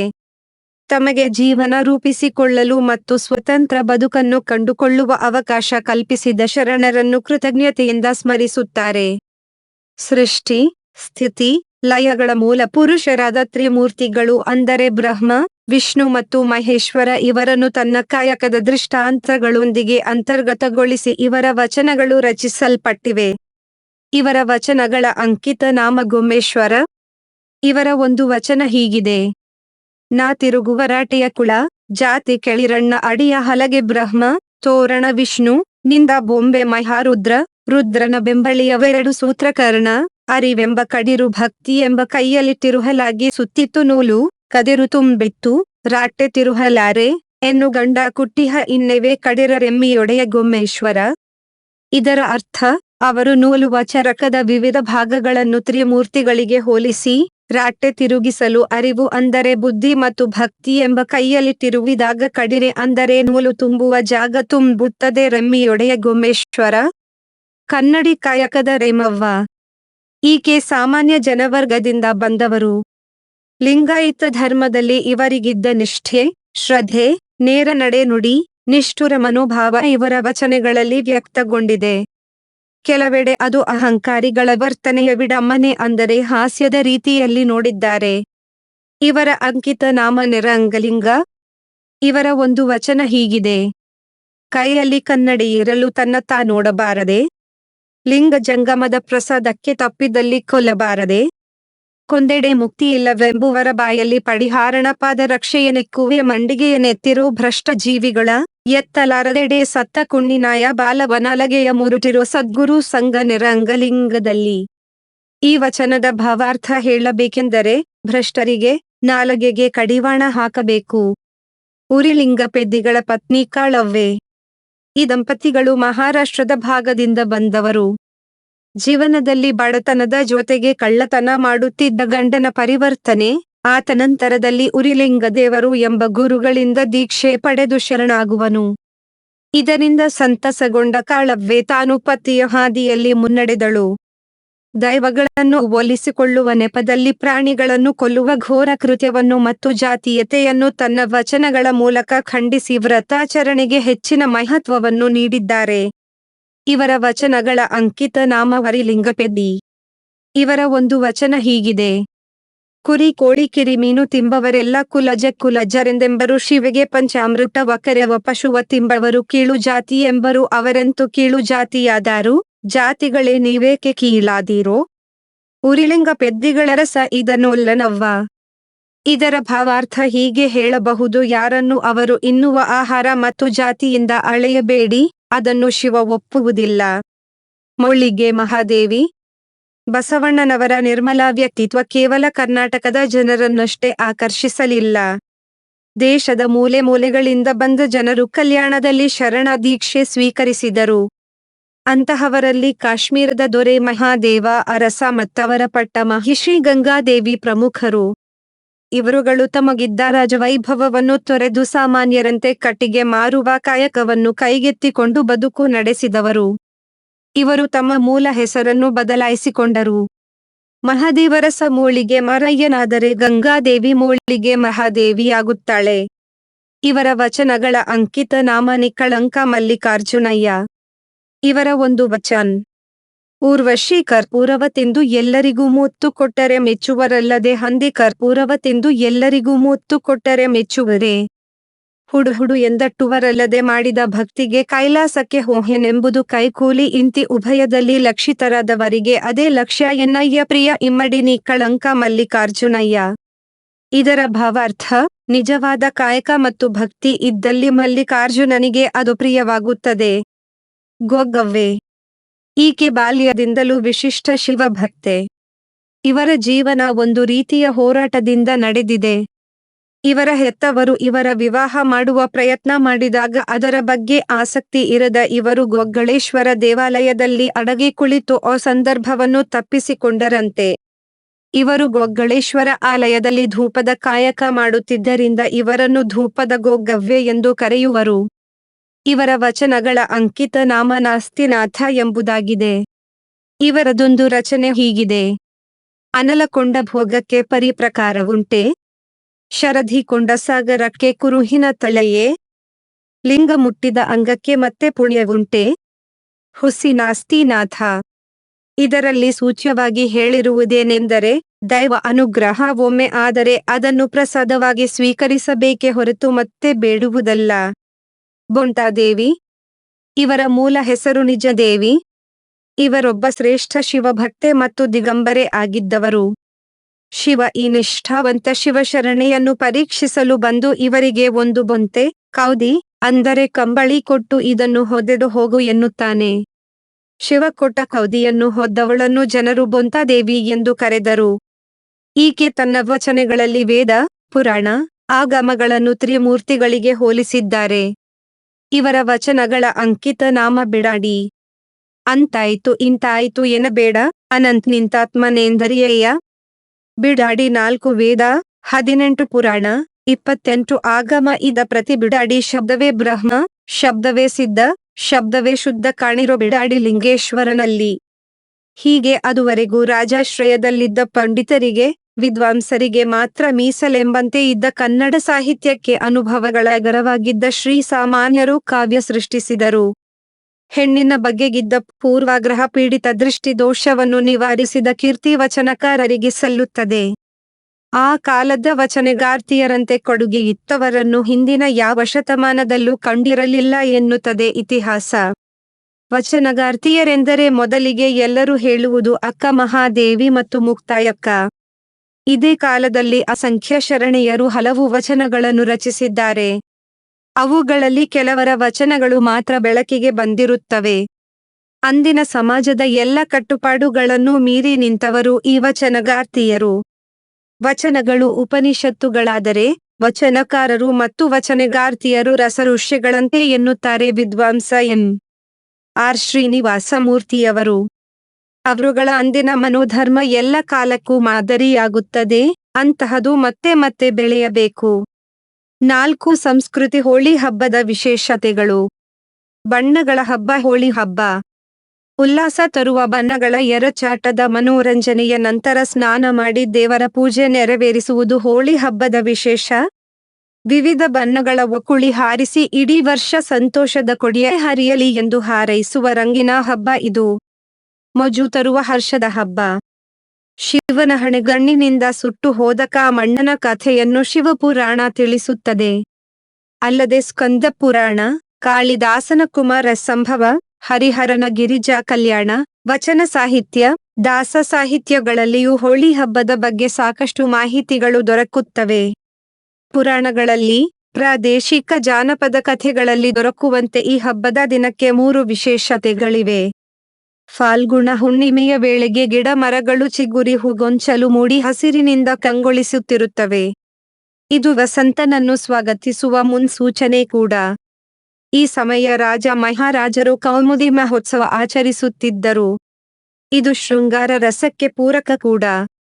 ಆಗ ಸಂಗೀತ ಮತ್ತು ನೃತ್ಯ, ನಾಟಕಾಭಿನಯಗಳು ಅರಮನೆಯಲ್ಲಿ ಏರ್ಪಾಟಾಗುತ್ತಿದ್ದವು. ಇದು ಸಾಮೂಹಿಕ ಉತ್ಸವ ರೂಪವನ್ನು ಪಡೆದಿದ್ದಿತು ಎಂಬುದನ್ನು ಇತಿಹಾಸದಿಂದ ತಿಳಿಯಬಹುದು. ಶಿವನ ಹಣೆಗಣ್ಣು ಎಂದರೆ ಜ್ಞಾನಚಕ್ಷು, ಕಾಮ ಎಂದರೆ ಕೆಟ್ಟ ಆಸೆ. ಕೆಟ್ಟ ಆಸೆಯನ್ನು ಜ್ಞಾನ ಸೂರ್ಯನಿಂದ ದಗ್ಧಗೊಳಿಸುವುದೇ ಕಾಮದಹನ ಎಂಬುದು ಕೆಲವರ ಅಭಿಮತ. ರತಿ, ಪ್ರೀತಿ, ಪ್ರೇಮ, ಕಾಮ ಮುಂತಾದ ಮನೋಧರ್ಮಗಳಿಲ್ಲದೆ ಜಗದ್ವ್ಯಾಪಾರವೂ ನಡೆಯಲಾರದು. ಋಗ್ವೇದ ಮತ್ತು ಅಥರ್ವಣ ವೇದಗಳಲ್ಲಿ ಕಾಮದಿಂದಲೇ ಪ್ರಪಂಚದ ಸೃಷ್ಟಿಯೂ ಆರಂಭವಾಯಿತು ಎಂದು ಹೇಳಿದೆ. ಕಾಮಸ್ತದಗ್ರೆ ಸಮವರ್ತತಾಧಿ ಮನಸೋರೇತಃ ಪ್ರಥಮಮ್ಯದಾಸೀತ್ ತೈತ್ತಿರೇಯ ಅರಣ್ಯಕ. ಆದರೆ ಕಾಮಕ್ಕೆ ಧರ್ಮದ ಚೌಕಟ್ಟಿರಬೇಕು. ಮಾಚ್ ಎಂದು ಕರೆಯಲ್ಪಡುವ ಕಾಮದೇವನ್ನು ಮಾನವ ಪ್ರೇಮ ಹಾಗೂ ಬಯಕೆಯ ಹಿಂದೂ ದೇವತೆ. ಮನ್ಮಥ, ಮಾಚ್, ಪ್ರದ್ಯುಮ್ನ, ಮೀನಕೇತನ, ಕಂದರ್ಪ, ದರ್ಪಕ, ಅನಂಗ, ಕಾಮ, ಪಂಚಶರ, ಸ್ಮರ, ಶಮ್ಮರಾರಿ, ಮಾನಸಿಜ, ಅನನ್ಯಜ ಎಂದು ರತಿಪತಿ, ಮಕರಧ್ವಜ, ಆತ್ಮಭೂ ಇವೆಲ್ಲ ಮನ್ಮಥನ ಹೆಸರುಗಳು. ಕಾಮದೇವನು ಹಿಂದೂ ದೇವತೆ ಶ್ರೀಯ ಮಗ ಮತ್ತು ಜೊತೆಗೆ ಕೃಷ್ಣನ ಮಗನಾದ ಪ್ರದ್ಯುಮ್ನನ್ನು ಕಾಮದೇವನ ಅವತಾರ ಎಂದು ಪರಿಗಣಿಸಲಾಗುತ್ತದೆ. ಧರ್ಮಪುರುಷನ 3 ಮಕ್ಕಳಲ್ಲಿ ಕಾಮ ಒಬ್ಬ. ಕಾಮನ ಹುಟ್ಟು, ಕಾಮರತಿಯರ ವಿವಾಹ ಈ ಸಂಗತಿಗಳು ಶಿವಪುರಾಣದಲ್ಲಿ ವರ್ಣಿತವಾಗಿವೆ. ಇವನು ಒಂದೊಮ್ಮೆ ಶಿವನ 3ನೇ ಕಣ್ಣಿನ ಅಗ್ನಿಗೆ ಆಹುತಿಯಾಗಿ ಮತ್ತೆ ಇವನ ಬೂದಿಯಲ್ಲಿ ಚಿತ್ರಲೇಖ ಎಂಬ ಗಂಧರ್ವ ಕನ್ಯೆಯಿಂದ ಪುನರ್ಹುಟ್ಟು ಪಡೆದ. ಇವನ ಪತ್ನಿಯೇ ರತಿ, ಕಮಲಭೂಪನ ಮಗಳು. ಇವರಿಬ್ಬರ ವಿವಾಹ ಗತ ಜನ್ಮದಲ್ಲೇ ನಿಗದಿಯಾಗಿದ್ದು, ಈ ವಿವಾಹಕ್ಕೆ ಕೌಂಡ್ಲಿಕ ಎಂಬ ರಾಕ್ಷಸ ಅಡ್ಡಿಯಾದ. ಇವನನ್ನು ದ್ರೌಪದಿಯೊಬ್ಬಳೆ ಯುದ್ಧದಲ್ಲಿ ಗೆದ್ದು ಕೊಂದಳು. ಭಾರತೀಯ ಕಾವ್ಯ ಮೀಮಾಂಸೆಯಲ್ಲಿ ರತಿ ಎಂಬುದು ಶೃಂಗಾರ ರೂಪಯೇ ಸ್ಥಾಯಿ ಭಾವವಾಗಿ ಚರ್ಚೆಗೊಂಡಿದೆ. ರತಿ, ಹಾಸ್ಯ, ಶೋಕ, ಕ್ರೋಧ, ಉತ್ಸಾಹ, ಭಯ, ಜುಗುಪ್ಸೆ ಮತ್ತು ವಿಸ್ಮಯ ಇವು ಸ್ಥಾಯಿ ಭಾವಗಳು. ಪುರಾಣಗಳಲ್ಲಿ ಹೋಲಿಕಾ ದಹನದ ವಿಷಯವಿದೆ. ಹಿರಣ್ಯಕಶಿಪು ಎಂಬ ಅತ್ಯಂತ ಬಲಶಾಲಿಯಾದ ರಾಕ್ಷಸನು ತನ್ನ ರಾಜ್ಯದಲ್ಲಿ ದೇವರ ಪೂಜೆಯನ್ನು ನಿಷೇಧಿಸಿ ಎಲ್ಲ ಪ್ರಜೆಗಳು ತನ್ನನ್ನೇ ಆರಾಧಿಸಬೇಕೆಂದು ಕಟ್ಟಪ್ಪಣೆ ಮಾಡುತ್ತಾನೆ. ಆದರೆ ಅದಕ್ಕೆ ತದ್ವಿರುದ್ಧವಾಗಿ ಅವನ ಮಗ ಪ್ರಹ್ಲಾದನು ಮಹಾವಿಷ್ಣುವಿನ ಪರಮ ಭಕ್ತನಾಗುತ್ತಾನೆ. ಬಾಲಕ ಪ್ರಹ್ಲಾದನ ವಿಷ್ಣುವಿನ ಆರಾಧನೆಯನ್ನು ನಿಲ್ಲಿಸಲು ಸಾಧ್ಯವಾಗದಿದ್ದಾಗ ಮಗನನ್ನು ಕೊಲ್ಲಲು ಹಲವಾರು ರೀತಿ ಪ್ರಯತ್ನಿಸಿ ಹಿರಣ್ಯಕಶಿಪು ವಿಫಲನಾಗುವನು. ನಂತರ ಹಿರಣ್ಯಕಶಿಪು ತನ್ನ ತಂಗಿ ಹೋಲಿಕಾಳ ನೆರವು ತೆಗೆದುಕೊಳ್ಳುವನು. ಅವಳು ಬೆಂಕಿಯು ಸುಡದೆ ಇರುವ ವರವನ್ನು ಪಡೆದಿರುತ್ತಾಳೆ. ಆದರೆ ಪ್ರಹ್ಲಾದನನ್ನು ಅವಳ ತೊಡೆಯ ಮೇಲೆ ಕೂರಿಸಿದಾಗ ಬೆಂಕಿಯು ಅವಳನ್ನೇ ಸುಡುತ್ತದೆ. ಪಾಪಕೃತ್ಯ ಎಸಗಿದ ಅವಳೇ ಸುಟ್ಟು ಭಸ್ಮವಾಗುತ್ತಾಳೆ, ಪ್ರಹ್ಲಾದನನ್ನು ಬೆಂಕಿಯು ಸುಡುವುದಿಲ್ಲ. ಹೀಗೆ ಹೋಲಿಕಾ ದಹನದ ದುಷ್ಟ ಶಿಕ್ಷೆ, ಶಿಷ್ಟ ರಕ್ಷಣೆಯ ಸಾಂಕೇತಿಕವಾಗಿ ಮುಂಬರುವ ಸುದಿನಗಳ ಸ್ವಾಗತಕ್ಕೆ ಬಣ್ಣಗಳ ಒಕ್ಕುಳಿಯಾಡುವ ಪದ್ಧತಿ ರೂಢಿಗೆ ಬಂದಿದೆ. ಋತು ಅಥವಾ ರಘು ಎಂಬ ರಾಜನ ಕಾಲದಲ್ಲಿ ಶಿವನಿಂದ ವರವನ್ನು ಪಡೆದು ಶಿಶು ಹತ್ಯೆ ಮಾಡುತ್ತಾ ಮಕ್ಕಳಿಗೆ ಕಂಟಕಪ್ರಾಯಳಾಗಿದ್ದ ಮಾಲಿ ಎಂಬ ರಾಕ್ಷಸ ರಾಜನ ಪುತ್ರ ಗುಂಢ ಎಂಬ ರಾಕ್ಷಸಿಯ ಉಪಟಳವು ಕೊನೆಗೊಂಡಿದ್ದು ಇದೇ ದಿನ. ಫಾಲ್ಗುಣ ಪೂರ್ಣಿಮೆಯಂದು ರಾಜಪೃಥುವಿನ ಆಜ್ಞೆಯಂತೆ ದೇಶದ ಎಲ್ಲ ಬಾಲಕರು ಕುಣಿಯುತ್ತಾ ಕೂಗುತ್ತಾ ಸೌದೆ, ಕಸ, ಕಡ್ಡಿ, ಬೆರಣಿಗಳನ್ನು ಸೇರಿಸಿ ಬೆಂಕಿ ಹಚ್ಚಿಸಿದಾಗ ರಾಕ್ಷಸಿಯು ಭಯಗ್ರಸ್ತಳಾಗಿ ಮನುಷ್ಯ ಲೋಕವನ್ನೇ ತ್ಯಜಿಸಿ ಓಡಿ ಹೋದಳು. ಅದರ ನೆನಪಿಗಾಗಿ ಹೋಳಿ ಹಬ್ಬದಂದು ಸೌದೆ, ಕಸ, ಕಡ್ಡಿ, ಬೆರಣಿಗಳನ್ನೆಲ್ಲ ಸೇರಿಸಿ ಸುಡುವುದು ರೂಢಿ. ಈ ಹಬ್ಬಕ್ಕೆ ಧೂಂಡ ಎನ್ನುತ್ತಾರೆ. ಕಲ್ಕತ್ತಾದಲ್ಲಿ ದೋಲ್ ಪೌರ್ಣಮಿ ಎನ್ನುತ್ತಾರೆ. ಹರ್ಯಾಣದಲ್ಲಿ ದುಲಂದಿ ಹಬ್ಬ ಎಂದು ಆಚರಿಸುತ್ತಾರೆ. ಈ ಹಬ್ಬ ಫಾಲ್ಗುಣ ಮಾಸದ ಪುಬ್ಬ ನಕ್ಷತ್ರದ ದಿನ ಆಚರಿಸುತ್ತಾರೆ. ಹಲವು ಕಡೆ 5 ದಿನ ಆಚರಿಸುತ್ತಾರೆ. ಬಂಗಾಳದಲ್ಲಿ ಹೋಳಿ ಹಬ್ಬವನ್ನು ಡೋಲ ಪೂರ್ಣಿಮಾ ಅಥವಾ ಡೋಲ ಯಾತ್ರಾ, ಪಲ್ಲಕ್ಕಿ ಜಾತ್ರೆ ಎಂದು ಬಹಳ ಗೌರವದಿಂದ ಆಚರಿಸುತ್ತಾರೆ. ಈ ರೀತಿಯಲ್ಲಿ ಫಾಲ್ಗುಣ ಶುಲ್ಕ ಚತುರ್ದಶಿಯಿಂದ ಮೊದಲ್ಗೊಂಡು 3 ಅಥವಾ 5 ದಿನಗಳ ಕಾಲ ನಡೆಯುವ ಉತ್ಸವಾಚರಣೆಯನ್ನು ವೃಂದಾವನದಲ್ಲಿ ರಾಜ ಇಂದ್ರದ್ಯುಮ್ನ ಆರಂಭಿಸಿದನೆಂದು ಪ್ರತೀತಿ ಇದೆ. ಅಗ್ನಿದೇವನ ಬಗೆಗೆ ಗೌರವ ಹಾಗೂ ಶ್ರೀಕೃಷ್ಣನನ್ನು ಪೂಜಿಸಲು ಅವರ ಪುತ್ಥಳಿಯನ್ನು ಜೋಕಾಲಿಯಲ್ಲಿ ಡೋಲ ಇರಿಸಿ ತೂಗುವುದು ಆಚರಣೆಯ ಪ್ರಮುಖ ಆಕರ್ಷಣೆ. ಉತ್ಸವಾಚರಣೆಯ ಮೊದಲ ದಿನದಂದು ಉರಿಸಿದ ಅಗ್ನಿಯನ್ನು ಉತ್ಸವದ ಕೊನೆಯವರೆಗೂ ಆರಿಹೋಗದಂತೆ ಕಾಪಿಡಲಾಗುತ್ತದೆ. ಅಂತಿಮ ದಿನದಂದು ಸಾಲಂಕೃತ ಪುತ್ಥಳಿಗಳನ್ನು ಜೋಕಾಲಿಯಲ್ಲಿ 21 ಬಾರಿ ತೂಗಲಾಗುತ್ತದೆ. ಉತ್ತರ ಪ್ರದೇಶದ ಮಥುರಾ, ವೃಂದಾವನ, ಒಡಿಶಾದ ಪುರಿಯೂ ಸೇರಿದಂತೆ ಬಂಗಾಳದಲ್ಲಿ ಇದೇ ದಿನವನ್ನು ಸಂತ ಶ್ರೇಷ್ಠ ಶ್ರೀಕೃಷ್ಣ ಚೈತನ್ಯ ಮಹಾಪ್ರಭುಗಳ ಜನ್ಮದಿನವಾಗಿಯೂ ವಿಜೃಂಭಣೆಯಿಂದ ಅಭಿಮಾನಿಗಳು ಆಚರಿಸುತ್ತಾರೆ. ಭಾರತದ ಕೆಲವೆಡೆಗಳಲ್ಲಿ ವಿಶೇಷವಾಗಿ ಮಥುರಾ ಮತ್ತು ವೃಂದಾವನದಲ್ಲಿ ಹೋಳಿಯಂದು ಮಡಕೆ ಒಡೆಯುವ ಆಚರಣೆಯನ್ನು ಆಚರಿಸುತ್ತಾರೆ. ಮಡಕೆಯ ತುಂಬ ಹಾಲು ತುಂಬಿಸಿ ಅದನ್ನು ಎತ್ತರದ ಸ್ಥಳದಲ್ಲಿ ಇಡುತ್ತಾರೆ. ನಂತರ ಹುಡುಗರು ಮಾನವ ಪಿರಮಿಡ್ ಅನ್ನು ರಚಿಸಿ ಅದನ್ನು ಒಡೆಯುತ್ತಾರೆ. ಹುಡುಗಿಯರು ಸೀರೆಯಿಂದ ಮಾಡಿದ ಹಗ್ಗದಿಂದ ಹುಡುಗರನ್ನು ಹೊಡೆಯುತ್ತಾ ಅವರಿಗೆ ಮಡಕೆ ಒಡೆಯದಂತೆ ತಡೆಯಲು ಪ್ರಯತ್ನಿಸುತ್ತಾರೆ. ಅವರು ಬಣ್ಣಗಳಲ್ಲಿ ಆಟವಾಡುತ್ತಾ ಹಾಡುಗಳನ್ನು ಹಾಡುತ್ತಾರೆ. ಸಂಜೆಯ ವೇಳೆಗೆ ಬಣ್ಣವನ್ನು ತೆಗೆದು ಸ್ನಾನ ಮುಗಿಸಿದ ನಂತರ ಸಿಹಿಯೊಂದಿಗೆ ಪ್ರತಿಯೊಬ್ಬರೂ ಮನೆ ಮನೆಗೆ ತೆರಳುತ್ತಾರೆ. ಸಾಂಪ್ರದಾಯಿಕ ಸಿಹಿಯಾದ ಗುಜಿಯಾವನ್ನು ಅತಿಥಿಗಳಿಗೆ ಬಡಿಸುತ್ತಾರೆ. ಸಿಹಿಯಲ್ಲದೆ ವಿಶೇಷ ಪೇಯವಾದ ಥಂಡಾಯ್ ಅನ್ನು ಹೋಳಿಯಂದು ಅತಿಥಿಗಳಿಗೆ ನೀಡುತ್ತಾರೆ. ಹೀಗೆ ಹೋಳಿ ಜನರನ್ನು ಒಂದಾಗಿಸುತ್ತದೆ. ಸಾಮರಸ್ಯ, ಸೋದರತ್ವವನ್ನು ಉತ್ತೇಜಿಸುತ್ತದೆ.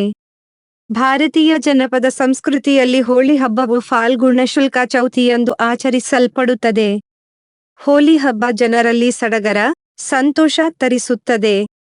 ಈ ಹಬ್ಬವು ಉತ್ತರದಿಂದ ದಕ್ಷಿಣದವರೆಗೆ, ಪೂರ್ವದಿಂದ ಪಶ್ಚಿಮದವರೆಗೂ ಎಲ್ಲ ರಾಜ್ಯಗಳಲ್ಲೂ ಆಚರಿಸಿದರೂ ಒಂದೊಂದು ರಾಜ್ಯದಲ್ಲಿಯೂ ಅದರದೇ ಆದ ರೀತಿಯಲ್ಲಿ ಆಚರಿಸುತ್ತಾರೆ. ಮಂಟಪದಲ್ಲಿ ಕಾಮದೇವನನ್ನು ಪ್ರತಿಷ್ಠಾಪಿಸುತ್ತಾರೆ. ರಾತ್ರಿ ತಾವು ಸಂಗ್ರಹಿಸಿದ ಕಟ್ಟಿಗೆ ಕುರುಳಿಗೆ ಬೆಂಕಿ ಹಚ್ಚುತ್ತಾರೆ. ಉರಿಯುತ್ತಿರುವ ಬೆಂಕಿಯ ಸುತ್ತಲೂ ಕುಣಿಯುತ್ತಾರೆ. ಆ ಬೆಂಕಿಯಲ್ಲಿ ಕಡಲೆ, ಗೆಣಸು ಸುಟ್ಟು ತಿನ್ನುತ್ತಾರೆ. ಇದರಿಂದ ಹಲ್ಲುಗಟ್ಟಿಯಾಗುತ್ತದೆ ಎನ್ನುವ ನಂಬಿಕೆ. ಬೆಂಕಿ ಆರಿದ ಮೇಲೆ ಬೂದಿಯನ್ನು ಮನೆಗೆ ಒಯ್ದು ಕೃಷಿಗೆ ಬೇಕಾದ ಬೀಜಗಳಿಗೆ ಹಚ್ಚಿದರೆ ಅವುಗಳಿಗೆ ಹುಳುಗಳು ಹತ್ತುವುದಿಲ್ಲ ಎಂದು ತಿಳಿದಿದ್ದಾರೆ. ಊರ ಮುಂದೆ ಹೋಳಿ ಹುಣ್ಣಿಮೆಯ ಸಾಯಂಕಾಲ ಹೋಳಿಯನ್ನು ಹೊತ್ತಿಸಲಾಗುತ್ತದೆ. ಹೋಳಿ ಎಂದರೆ ಕಾಮನ ಪ್ರತಿರೂಪ. ಇದನ್ನು ಔಡಲ ಗಿಡ, ತೆಂಗಿನ ಗಿಡ, ಅಡಕೆ ಗಿಡ ಅಥವಾ ಕಬ್ಬನ್ನು ಮಧ್ಯ ನಿಲ್ಲಿಸಿ ಅದರ ಸುತ್ತಲೂ ಬೆರಾಣಿ ಮತ್ತು ಒಣಕಟ್ಟಿಗೆಗಳನ್ನು ಕಟ್ಟಿ ಸುಲಭವಾಗಿ ದಹನವಾಗುವ ರೀತಿಯಲ್ಲಿ ರಚಿಸಲಾಗಿರುತ್ತದೆ. ನಂತರ ಇದನ್ನು ಊರ ಮುಖಂಡ ಪೂಜೆ ಮಾಡಿ ನೈವೇದ್ಯ ನೀಡಿ ಹೋಳಿಯನ್ನು ಹೊತ್ತಿಸುತ್ತಾನೆ. ಹೋಳಿ ಹೊತ್ತಿಕೊಂಡಾಗ ಅದರ ಸುತ್ತ ಪ್ರದಕ್ಷಿಣೆ ಹಾಕಲಾಗುತ್ತದೆ. ನಂತರ ಪ್ರಸಾದದ ರೂಪದಲ್ಲಿ ತೆಂಗಿನಕಾಯಿ, ಹಲಸು ಮುಂತಾದ ಹಣ್ಣುಗಳನ್ನು ಹಂಚಲಾಗುತ್ತದೆ. ಹೋಲಿ ಹುಣ್ಣಿಮೆಯ ರಾತ್ರಿಯನ್ನು ವಿವಿಧ ಸಾಂಸ್ಕೃತಿಕ ಕಾರ್ಯಕ್ರಮಗಳನ್ನು ನಡೆಸಿ ಆಚರಿಸಲಾಗುತ್ತದೆ. ಸದ್ದು ಗದ್ದಲದಿಂದ ತುಂಬಿದ ಮೆರವಣಿಗೆಗಳು, ಘೋಷಗಳು, ಡೋಲು ಡಕ್ಕೆಗಳ ಬಡಿಯುವಿಕೆ, ಬಣ್ಣಗಳಲ್ಲಿ ಮುಚ್ಚಿ ಹೋದ ಮುಖಗಳು, ಚಿಮ್ಮಿಸುವ ಬಣ್ಣ ಬಣ್ಣದ ನೀರಿನ ಕಾರಂಜಿ ಇಂತಹ ದೃಶ್ಯ ಹೋಳಿ ಹಬ್ಬದ ಸಂದರ್ಭಗಳಲ್ಲಿ ಭಾರತದ ಉದ್ದಗಲಕ್ಕೂ ಸರ್ವೇ ಸಾಮಾನ್ಯ. ಹೋಲಿಯ ಬೆಳಿಗ್ಗೆ ಸಾಮಾನ್ಯ ಪೂಜೆಯನ್ನು ಏರ್ಪಡಿಸಲಾಗುತ್ತದೆ. ಅಬೀರ್ ಅಥವಾ ಗುಲಾಲ್ ಅನ್ನು ಮನೆಯ ದೇವರ ಪಾದಗಳಿಗೆ ಹಚ್ಚುತ್ತಾರೆ. ನಂತರ ಯುವಕರು ಗುಲಾಲ್ ಅನ್ನು ಮನೆಯ ಹಿರಿಯರ ಪಾದಗಳಿಗೆ ಹಚ್ಚಿ ಅವರ ಆಶೀರ್ವಾದವನ್ನು ಪಡೆದುಕೊಳ್ಳುತ್ತಾರೆ. ಅದರ ನಂತರವೇ ಪ್ರತಿಯೊಬ್ಬರು ಬಣ್ಣಗಳನ್ನು ಪರಸ್ಪರ ಎರಚಿಕೊಳ್ಳುತ್ತಾರೆ. ವಿವಿಧ ಬಣ್ಣಗಳಿಂದ ಜನರು ಮುಳುಗೇಳುತ್ತಾರೆ. ಹೀಗೆ ಹಬ್ಬದ ಸಂಭ್ರಮ ಮುಂದುವರಿಯುತ್ತದೆ. ಕಾಮ ಸತ್ತ 5 ದಿನಕ್ಕೆ ಮಳೆಯಾಗುತ್ತದೆ ಎಂಬ ನಂಬಿಕೆ ಇದೆ. ಕಾಮದಹನದ ಸಂದರ್ಭ ತೆಂಗಿನಕಾಯಿಯನ್ನು ಕಾಮನ ತಲೆಯನ್ನು ಗುರಿಯಾಗಿಸಿಕೊಂಡು ಎಸೆಯುವರು. ಆಗ ಅವನ ರುಂಡವು ಯಾವ ದಿಕ್ಕಿನತ್ತ ಬೀಳುತ್ತದೆಯೋ ಆ ದಿಕ್ಕಿನಲ್ಲಿ ಮಳೆ ಬೆಳೆ ಬಹಳ ಆಗುತ್ತದೆ ಎನ್ನುವುದು ವಾಡಿಕೆ. ಕಾಮ ಸತ್ತ 5 ದಿನಕ್ಕೆ ಮಳೆಯಾಗುತ್ತದೆ. ಅದು ಕಾಮಣ್ಣನ ಬೂದಿ ತೋಯಿಸುತ್ತದೆ. ಅದು ಕಾಮನ ಕಣ್ಣೀರು ಎಂಬುದು ಗ್ರಾಮೀಣ ಜನರ ನಂಬಿಕೆ. ಕಾಮನನ್ನು ಸುಟ್ಟು ಅವನ ಬೂದಿಯನ್ನು ವಿಭೂತಿಯಂತೆ ಹಣೆಗೆ ಧರಿಸುತ್ತಾರೆ. ಮನದ ಕೆಟ್ಟ ಕಾಮವನ್ನು ಜ್ಞಾನ ಚಕ್ಷುವಿನಿಂದ ಸುಟ್ಟು ಬೊಟ್ಟಿಡುವುದು ಶಿವನ ಸಾಕ್ಷಾತ್ಕಾರದ ಸಾಧನ. ಹೋಲಿ ಹಬ್ಬದ ಮರುದಿನ ಬೆಳಿಗ್ಗೆ ಅಲ್ಲಿರುವ ಬೂದಿಯನ್ನು ಪ್ರಸಾದವಾಗಿ ಅಂಗಾಂಗಗಳಲ್ಲಿ ಧರಿಸಿಕೊಳ್ಳುತ್ತಾರೆ. ದೇಶದ ಕೆಲವು ಕಡೆ, ಕೆಲವು ಮನೆಗಳಲ್ಲಿ ಅಂಗಳದಲ್ಲಿ ಅಥವಾ ಒಳಗಿನ ಅಂಕಣದಲ್ಲಿ ಕಾಮದೇವನ ವಿಗ್ರಹವನ್ನು ಇಟ್ಟು ಸರಳವಾಗಿ ಪೂಜಿಸುತ್ತಾರೆ.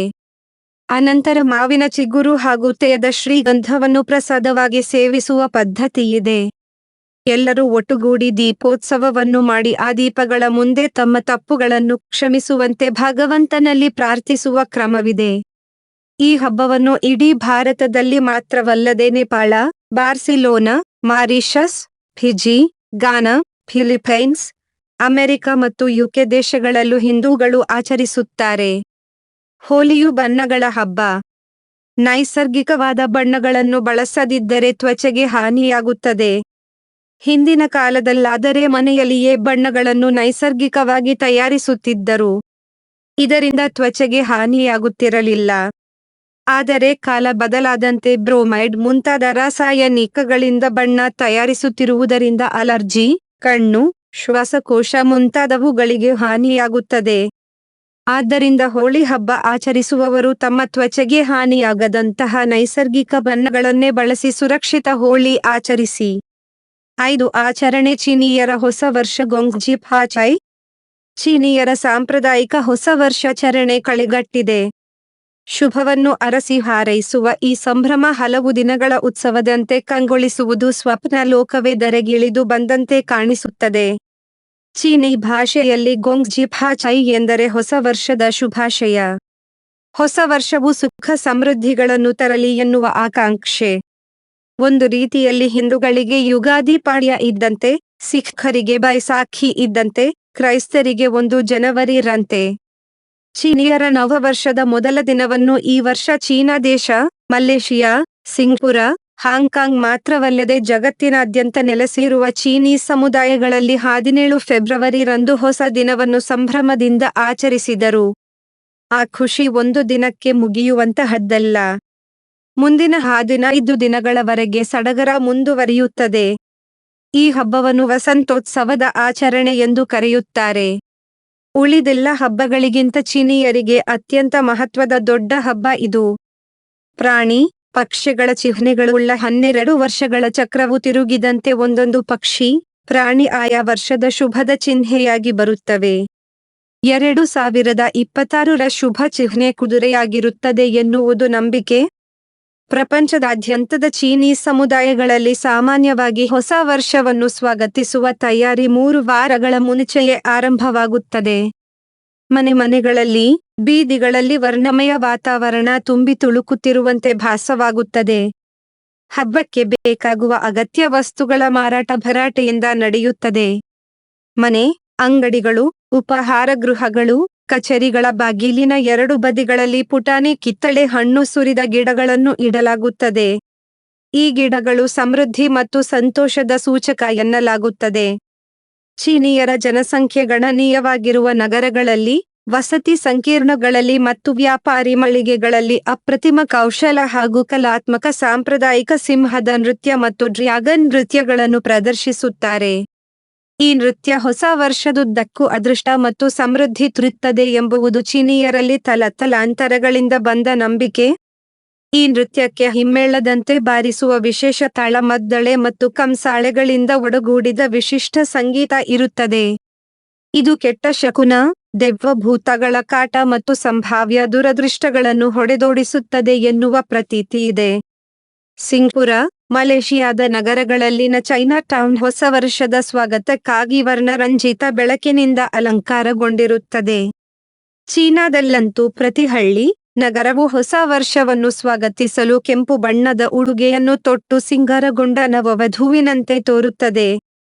ಒಂದಾನೊಂದು ಕಾಲದಲ್ಲಿ ಕೃಷಿ ಪ್ರಧಾನವಾಗಿದ್ದ ಚೀನಾ ಹೊಸ ವರ್ಷದ ಸ್ವಾಗತಕ್ಕಾಗಿ ತಮ್ಮ ಹೊಲಗದ್ದೆಗಳನ್ನು ಮತ್ತು ಕೃಷಿ ಉಪಕರಣಗಳಿಗೆ ಆರಾಧಿಸುತ್ತದೆ. ಉದ್ಯಮ ಪ್ರಧಾನವಾಗಿರುವ ನಗರಗಳಲ್ಲಿ ವ್ಯಾಪಾರಿ ಮಳಿಗೆಗಳು, ಪ್ರವಾಸಿ ಆಕರ್ಷಕ ತಾಣಗಳ ಮುಖ್ಯ ಬೀದಿಗಳು ಸಿಂಗಾರಗೊಳ್ಳುತ್ತವೆ. ಕೆಂಪು ಬಣ್ಣ ಚೀನೀಯರಿಗೆ ಶುಭ ಮತ್ತು ಸಮೃದ್ಧಿಯ ಸಂಕೇತ. ಆದ್ದರಿಂದಲೇ ಕೆಂಪು ಬಣ್ಣದ ಅನಾನಸು ಮತ್ತು ಕಿತ್ತಳೆ ಹಣ್ಣುಗಳ ಆಕಾರದ ಆಕಾಶ ಬುಟ್ಟಿಗಳನ್ನು ಚೀನೀ ಮನೆ, ಮಂದಿರಗಳಲ್ಲಿ ತೋರಣದಂತೆ ಕಟ್ಟುತ್ತಾರೆ. ನೋಡುವವರ ಕಣ್ಣಿಗೆ ಸ್ವಪ್ನ ಲೋಕವೇ ಧರೆಗಿಳಿದು ಬಂದಂತೆ ತೋರುತ್ತದೆ. ಹೊಸ ವರ್ಷದ ಮುನ್ನಾ ದಿನ. ಹೊಸ ವರ್ಷದ ಬಗ್ಗೆ ಚೀನೀ ದಂತಕಥೆಗಳಲ್ಲಿ ಒಂದು ಕುತೂಹಲಕಾರಿ ಉಲ್ಲೇಖವಿದೆ. ಸಾವಿರ ವರ್ಷಗಳ ಹಿಂದೆ ಸಮುದ್ರವಾಸಿಯಾಗಿದ್ದ ನಿಆನ್ ಎಂಬ ಸಿಂಹದ ತಲೆ ಮತ್ತು ಎತ್ತಿನ ದೇಹವುಳ್ಳ ದೈತ್ಯಾಕಾರದ ಜೀವಿಯೊಂದು ಪ್ರತಿವರ್ಷ ಹೊಸ ವರ್ಷದ ಮುನ್ನಾ ದಿನ ಸಮುದ್ರದಿಂದ ಹೊರಬಂದು ಜಾನುವಾರುಗಳನ್ನು ಕಬಳಿಸಿ, ಮನೆ ಮತ್ತು ಬೆಳೆಗಳನ್ನು ನಾಶ ಮಾಡುತ್ತಿತ್ತಂತೆ. ಉಪದ್ರವಿ ನಿಆನ್ ಕಾಟಕ್ಕೆ ಬೆಸತ್ತ ಜನರು ಅದನ್ನು ದೂರವಿಡಲು ಉಪಾಯ ಹುಡುಕತೊಡಗಿದರು. ಹೀಗಿರುವಾಗ ಒಂದು ದಿನ ಅಕಸ್ಮಾತ್ತಾಗಿ ನಿಆನ್ ಕೆಂಪು ಬಣ್ಣವನ್ನು ಕಂಡರೆ ಭೀತಿ ಪಡುವುದಷ್ಟೇ ಅಲ್ಲ, ಕಿವಿಗಡ ಚಿಕ್ಕುವ ಸದ್ದುಗದ್ದಲಕ್ಕೆ ಹೆದರಿ ಓಡಿ ಹೋಗುತ್ತದೆ ಎಂಬ ರಹಸ್ಯ ಜನರಿಗೆ ತಿಳಿಯಿತು. ನಿಆನ್ ದೂರವಿಡಲು ಜನ ತಮ್ಮ ಮನೆಗಳ ಮುಂದೆ, ಬಾಗಿಲುಗಳ ಮೇಲೆ ಕೆಂಪು ಕಾಗದದ ಚಿಹ್ನೆಗಳನ್ನು ಹಚ್ಚುವುದು ಹಾಗೂ ಕೆಂಪು ಬಣ್ಣದ ಕಂದೀಲುಗಳನ್ನು ತೂಗು ಬಿಡುವುದನ್ನು ರೂಢಿ ಮಾಡಿಕೊಂಡರು. ಇಷ್ಟೇ ಅಲ್ಲ, ಸದ್ದುಗದ್ದಲಕ್ಕೆ ಅಂಜುವ ನಿಆನ್ ಅನ್ನು ಅಂಜಿಸಿ, ಓಡಿಸಲು ಪಟಾಕಿಗಳನ್ನು ಹಾರಿಸತೊಡಗಿದರು. ಈ ಎಲ್ಲ ಮುಂಜಾಗರೂಕತೆಗಳ ಫಲವಾಗಿ ನಿಆನ್ ಹಾವಳಿಯು ಕ್ರಮೇಣ ನಿಂತು ಹೋಯಿತು. ಈ ಸಂದರ್ಭವನ್ನು ವರ್ಷಕ್ಕೊಮ್ಮೆ ಆಚರಿಸುವ ಸಂಪ್ರದಾಯ ಬೆಳೆದು ಬಂದು ಹೊಸ ವರ್ಷದ ಹಬ್ಬವಾಗಿ ಆಚರಣೆಗೊಳ್ಳತೊಡಗಿತು. ಚೀನೀಯರು ತಮ್ಮ ಮನೆಯ ಮುಂಬಾಗಿಲಿಗೆ ದೇವರ ಚಿತ್ರಗಳನ್ನು ಅಂಟಿಸುತ್ತಾರೆ. ಈ ದೇವದ್ವಯರು ದುಷ್ಟ ಶಕ್ತಿಗಳು ಮನೆಯನ್ನು ಪ್ರವೇಶಿಸದಂತೆ ತಡೆಯುತ್ತಾರೆ ಎನ್ನುವುದು ನಂಬಿಕೆ. ದುಷ್ಟ ಶಕ್ತಿ ಮನೆಯೊಳಗೆ ಪ್ರವೇಶಿಸದಂತೆ ಇದು ತಡೆಯುತ್ತದೆ. ಕಿಟಕಿಗಳ ಮೇಲೆ ಪುರಾಣ, ದಂತಕಥೆ ಅಥವಾ ಚೀನಿ ಸಂಗೀತ ನಾಟಕದ ದೃಶ್ಯಗಳಿರುವ ಕಾಗದದ ಕೆಂಪು ಬಣ್ಣದ ಕಟೌಟುಗಳನ್ನು ಹಚ್ಚುತ್ತಾರೆ. ಪ್ರತಿ ಕುಟುಂಬದಲ್ಲಿ ಹಿರಿಯರು ಕೆಂಪು ಲಕೋಟೆಗಳಲ್ಲಿ ಹಣವನ್ನಿಟ್ಟು ತಮ್ಮ ಮಕ್ಕಳಿಗೆ ಮತ್ತು ಮೊಮ್ಮಕ್ಕಳಿಗೆ ಉಡುಗೊರೆ ನೀಡಿ, ಆರೋಗ್ಯ, ಸಮೃದ್ಧಿ, ಯಶಸ್ಸು ಹಾಗೂ ಅದೃಷ್ಟಗಳು ದೊರೆಯಲಿ ಎಂದು ಹರಸುತ್ತಾರೆ. ಈ ಸಂಭ್ರಮಕ್ಕೆ ವಿಶೇಷ ಭೋಜನವನ್ನು ಹಂಚಿ ಸವಿಯುವುದು ಮೆರಗನ್ನು ಕೊಡುತ್ತದೆ. ಮೀನು, ವಿವಿಧ ತರಕಾರಿ, ಸೊಪ್ಪು, ಮಾಂಸದ ಅಡುಗೆ ಹಬ್ಬದ ಹಿಂದಿನ ರಾತ್ರಿ ಭೋಜನ ಕೂಟದಲ್ಲಿ ಇರಲೇಬೇಕಾದ ಭಕ್ಷ್ಯಗಳು. ಸಂಜೆ ಸುಮಾರು 8 ಗಂಟೆಯ ಹೊತ್ತಿಗೆ ಹೊಸ ವರ್ಷವನ್ನು ಸ್ವಾಗತಿಸಲು ಸಾಂಪ್ರದಾಯಿಕ ಸಂಗೀತ ಚಟುವಟಿಕೆ ನಡೆಯುತ್ತದೆ. ಇದರಲ್ಲಿ ನರ್ತಕ, ನರ್ತಕಿಯರು ಪಾಲ್ಗೊಂಡು ಉತ್ಸವಕ್ಕೆ ಮತ್ತಷ್ಟು ಸೊಗಸು ತುಂಬುತ್ತಾರೆ. ಆಗ ಮೊಳಗುವ ಗಂಟೆನಾದ ದುರದೃಷ್ಟವನ್ನೆಲ್ಲ ಓಡಿಸಿ ಒಳ್ಳೆಯ ಯೋಗವನ್ನು ತರುತ್ತದೆ ಎನ್ನುವ ಪ್ರತೀತಿಯೂ ಇದೆ. ಶುಭ ಕೋರುವ ಜೋಡಿ ಕಿತ್ತಳೆ. ಹೊಸ ವರ್ಷದ ದಿನದಂದು ಮಾಡುವ ಒಳ್ಳೆಯ ಶುಭ ಸೂಚಕ ಕೆಲಸಗಳು ವರ್ಷವಿಡೀ ಮಾಡುವ ಕೆಲಸಗಳ ಮೇಲೆ ಪರಿಣಾಮ ಬೀರುತ್ತವೆ ಎನ್ನುವುದು ಚೀನೀಯರ ದೃಢ ವಿಶ್ವಾಸ. ಅಂತೆಯೇ ಈ ದಿನ ಪ್ರಾರ್ಥನೆ, ಬಂಧು ಬಳಗದ ಭೇಟಿ, ಸಿಂಹದ ಹಾವು ಡ್ರ್ಯಾಗನ್ ನೃತ್ಯಗಳ ವೀಕ್ಷಣೆ, ಸಾಂಪ್ರದಾಯಿಕ ಆಹಾರ ಸೇವನೆ ಇವೇ ಮುಂತಾದ ಹರ್ಷದಾಯಕ ಚಟುವಟಿಕೆಗಳಲ್ಲಿ ತೊಡಗಿಸಿಕೊಳ್ಳುತ್ತಾರೆ. ಹೊಸ ವರ್ಷದ ಮೊದಲ ದಿನದಂದು ಚೀನೀಯರು ತಮ್ಮ ಪೂರ್ವಜರನ್ನು ಗೌರವಿಸಲು ಬಗೆ ಬಗೆಯ ಆಹಾರ, ತಿಂಡಿ, ತಿನಿಸುಗಳನ್ನು ಅರ್ಪಿಸುತ್ತಾರೆ. ಹಬ್ಬಕ್ಕಾಗಿ ಹೆಣ್ಣು ಮಕ್ಕಳು ಕೆಂಪು ಬಣ್ಣದ ಸಾಂಪ್ರದಾಯಿಕ ಉಡುಗೆ ತೊಡುತ್ತಾರೆ. ಆತ್ಮೀಯರು, ಬಂಧು ಬಳಗಕ್ಕೆ ಜೋಡಿ ಕಿತ್ತಳೆ ಹಣ್ಣು ವಿನಿಮಯ ಮಾಡಿಕೊಳ್ಳುವ ಮೂಲಕ ಹೊಸ ವರ್ಷದ ಶುಭಾಶಯಗಳನ್ನು ಕೋರುತ್ತಾರೆ. 6 ಶಿಕ್ಷಣಾತಂಕ ಬಿಟ್ಟು ಪರೀಕ್ಷೆ ಎದುರಿಸುವ ಉಪಾಯ. ಒಂದು ತರಗತಿಯಿಂದ ಇನ್ನೊಂದು ತರಗತಿಗೆ ತೇರ್ಗಡೆಯಾಗಲು ಪರೀಕ್ಷೆಗಳನ್ನು ಎದುರಿಸುವುದು ಅನಿವಾರ್ಯ. ಪರೀಕ್ಷಾ ಅವಧಿ ನಿಜವಾಗಿಯೂ ವಿದ್ಯಾರ್ಥಿಗಳಿಗೆ ಕಠಿಣ ಸಮಯ. ಇದು ವಿದ್ಯಾರ್ಥಿಗಳು ಪರೀಕ್ಷಾ ಸಂಬಂಧಿತ ಅನೇಕ ಸಮಸ್ಯೆಗಳನ್ನು ಎದುರಿಸುತ್ತಾರೆ ಮತ್ತು ಪರೀಕ್ಷೆಗಳನ್ನು ನೆನೆದು ತುಂಬಾ ವಿಚಲಿತರಾಗಿದ್ದಾರೆ. ಅವರು ತಮ್ಮ ಅಭ್ಯಾಸದ ಮೇಲೆ ಗಮನ ಕೇಂದ್ರೀಕರಿಸಲು ಶ್ರಮ ವಹಿಸಿ ಬಳಲುತ್ತಿದ್ದಾರೆ. ಮಕ್ಕಳಲ್ಲಿ ಪರೀಕ್ಷಾ ಆತಂಕ ಒಂದೆಡೆಯಾದರೆ ಪಾಲಕರಲ್ಲಿ ಮಕ್ಕಳ ಆರೋಗ್ಯದ ಆತಂಕ ಶುರುವಾಗಿರುತ್ತದೆ. ಪರೀಕ್ಷಾ ದಿನಾಂಕ ನಿಗದಿಯಾದ ದಿನದಿಂದಲೇ ವಿದ್ಯಾರ್ಥಿಗಳಲ್ಲಿ ಒಂದು ರೀತಿಯ ದುಮಾನಗಳು ಆವರಿಸುತ್ತವೆ. ಮನಸ್ಸಿನಲ್ಲಿ ಕಸಿವಿಸಿ ಪ್ರಾರಂಭವಾಗುತ್ತದೆ, ಒತ್ತಡ ತುಂಬಿಕೊಳ್ಳುತ್ತದೆ, ಆತಂಕ ಆವರಿಸುತ್ತದೆ. ಪರೀಕ್ಷೆಗೆ ಇನ್ನೇನು ಕೆಲವೇ ದಿನಗಳು ಉಳಿದಿವೆ ಎಂದಾಗಲಂತೂ ಆತಂಕ ಹೆಚ್ಚುವುದು ಸಹಜ. ಇದಕ್ಕೆಲ್ಲ ಕಾರಣ ಇಡೀ ವರ್ಷ ಓದಿದ್ದನ್ನು ಕೆಲವೇ ಗಂಟೆಗಳಲ್ಲಿ ಪರೀಕ್ಷೆ ಎಂಬ ಭವಿಷ್ಯ ನಿರ್ಧಾರಕದಲ್ಲಿ ಏನಾದರೂ ಏರುಪೇರುಗಳಾದರೆ ಹೇಗೆ ಎಂಬ ಪ್ರಶ್ನೆ. ಅಮೂರ್ತವಾದ ಕಲಿಕಾಂಶಗಳನ್ನು ನೆನಪಿಟ್ಟುಕೊಂಡು ಪರೀಕ್ಷೆ ಬರೆಯಲು ಸಾಧ್ಯವೇ ಎಂಬ ದುಗುಡ. ಮೌಲ್ಯಮಾಪನ ಸರಿಯಾಗಿ ಮಾಡುವರೋ ಇಲ್ಲವೋ ಎಂಬ ಆತಂಕ. ಪರೀಕ್ಷೆಯಲ್ಲಿ ನಿರೀಕ್ಷಿತ ಅಂಕಗಳು ಬರೆದಿದ್ದರೆ ಭವಿಷ್ಯವೇನು ಎಂಬ ಆತಂಕ. ಪರೀಕ್ಷಾ ಆತಂಕದ ಪರಿಣಾಮಗಳು. ದೈಹಿಕ ಪರಿಣಾಮಗಳು. ಬಿಗಿಯಾದ ಸ್ನಾಯುಗಳು, ತಲೆನೋವು, ನಿದ್ರಾಹೀನತೆ, ಅಸಮಾಧಾನ, ಹೊಟ್ಟೆ ಹಸಿವಾಗದಿರುವಿಕೆ, ಉಸಿರಾಟದ ತೊಂದರೆ, ಬೆವರಿನ ಹೆಚ್ಚಳ, ಹೃದಯದ ಬಡಿತದ ಹೆಚ್ಚಳ, ಬಾಯಿ ಒಣಗುವಿಕೆ, ಅತಿಸಾರ, ಪದೇ ಪದೇ ಮೂತ್ರ ವಿಸರ್ಜನೆ. ವರ್ತನೆಯ ಬದಲಾವಣೆ. ಉದ್ವಿಗ್ನ ಮನಸ್ಸು, ಕೆಲಸಗಳತ್ತ ಗಮನ ಇಲ್ಲದೆ ಇರುವುದು, ದೇಹ ಮತ್ತು ಮನಸ್ಸಿನ ನಡುವೆ ಸಮನ್ವಯದ ಕೊರತೆ, ಉಗುರು ಕಚ್ಚುವುದು, ಬೆರಳುಗಳನ್ನು ಹಿಸುಕುವುದು, ನಡಿಗೆಯ ವೇಗದಲ್ಲಿ ಬದಲಾವಣೆ, ಅತಿಯಾದ ತಿನ್ನುವ ಚಟ, ಕೆಲಸಗಳಿಂದ ತಪ್ಪಿಸಿಕೊಳ್ಳುವ ಮನೋಭಾವ. ಭಾವನಾತ್ಮಕ ಮತ್ತು ಮಾನಸಿಕ ಪರಿಣಾಮಗಳು. ವಿಲಕ್ಷಣ ಮನೋಭಾವ, ಚಿಂತೆ, ನಿರಾಶೆ, ಭಯ, ಕೋಪ, ನಿರುತ್ಸಾಹ, ಖಿನ್ನತೆ, ಹತಾಶೆ, ಚದುರಿದ ಗಮನ, ಕಿರಿಕಿರಿ ತರುವ ಅನಗತ್ಯ ಆಲೋಚನೆಗಳು, ನಕಾರಾತ್ಮಕ ಚಿಂತನೆ, ಸ್ವಯಂ ಸೋಲಿನ ಭೀತಿ, ಕೆಲಸವನ್ನು ಹಾಳು ಮಾಡುವ ಹಗಲುಗನಸು, ಸ್ವಪರಾಧಿ ಮನೋಭಾವ. ಸಾಮಾಜಿಕ ಪರಿಣಾಮಗಳು. ಸಾಮಾಜಿಕ ಹಿನ್ನಡೆ, ಸ್ನೇಹಿತರು ಮತ್ತು ಕುಟುಂಬದವರ ಸಹವಾಸ ತಪ್ಪಿಸಿಕೊಳ್ಳುವುದು, ಇತರರೊಂದಿಗಿನ ಅಸಾಮಾನ್ಯ ಕಿರಿಕಿರಿ, ವಿಳಂಬ ಕಾರ್ಯ, ಸಮಾಜ ಸಮುದಾಯದಿಂದ ದೂರ ಉಳಿಯುವಿಕೆ. ಅಧ್ಯಯನದ ಪರಿಣಾಮಗಳು. ಅಸ್ತವ್ಯಸ್ತವಾದ ಸಮಯ ನಿರ್ವಹಣೆ, ಕಳಪೆ ಅಧ್ಯಯನ ಪದ್ಧತಿ, ಓದಿನ ಗಮನ ಕಡಿಮೆ, ಓದಿದ್ದನ್ನು ಪ್ರಸ್ತುತಿಯ ಕೊರತೆ, ವಿಫಲ ಪರಿಣಾಮಗಳ ಬಗ್ಗೆ ಭಯಯುಕ್ತ ಆಲೋಚನೆಯ ಗೀಳು, ಅಧ್ಯಯನ ವಸ್ತುವನ್ನು ಓದುವ ಮತ್ತು ಅರ್ಥ ಮಾಡಿಕೊಳ್ಳುವ ಕೊರತೆ, ಶೈಕ್ಷಣಿಕ ವಿಶ್ವಾಸದ ಕೊರತೆ. ಪರೀಕ್ಷೆಯ ಮೇಲೆ ಪರಿಣಾಮಗಳು.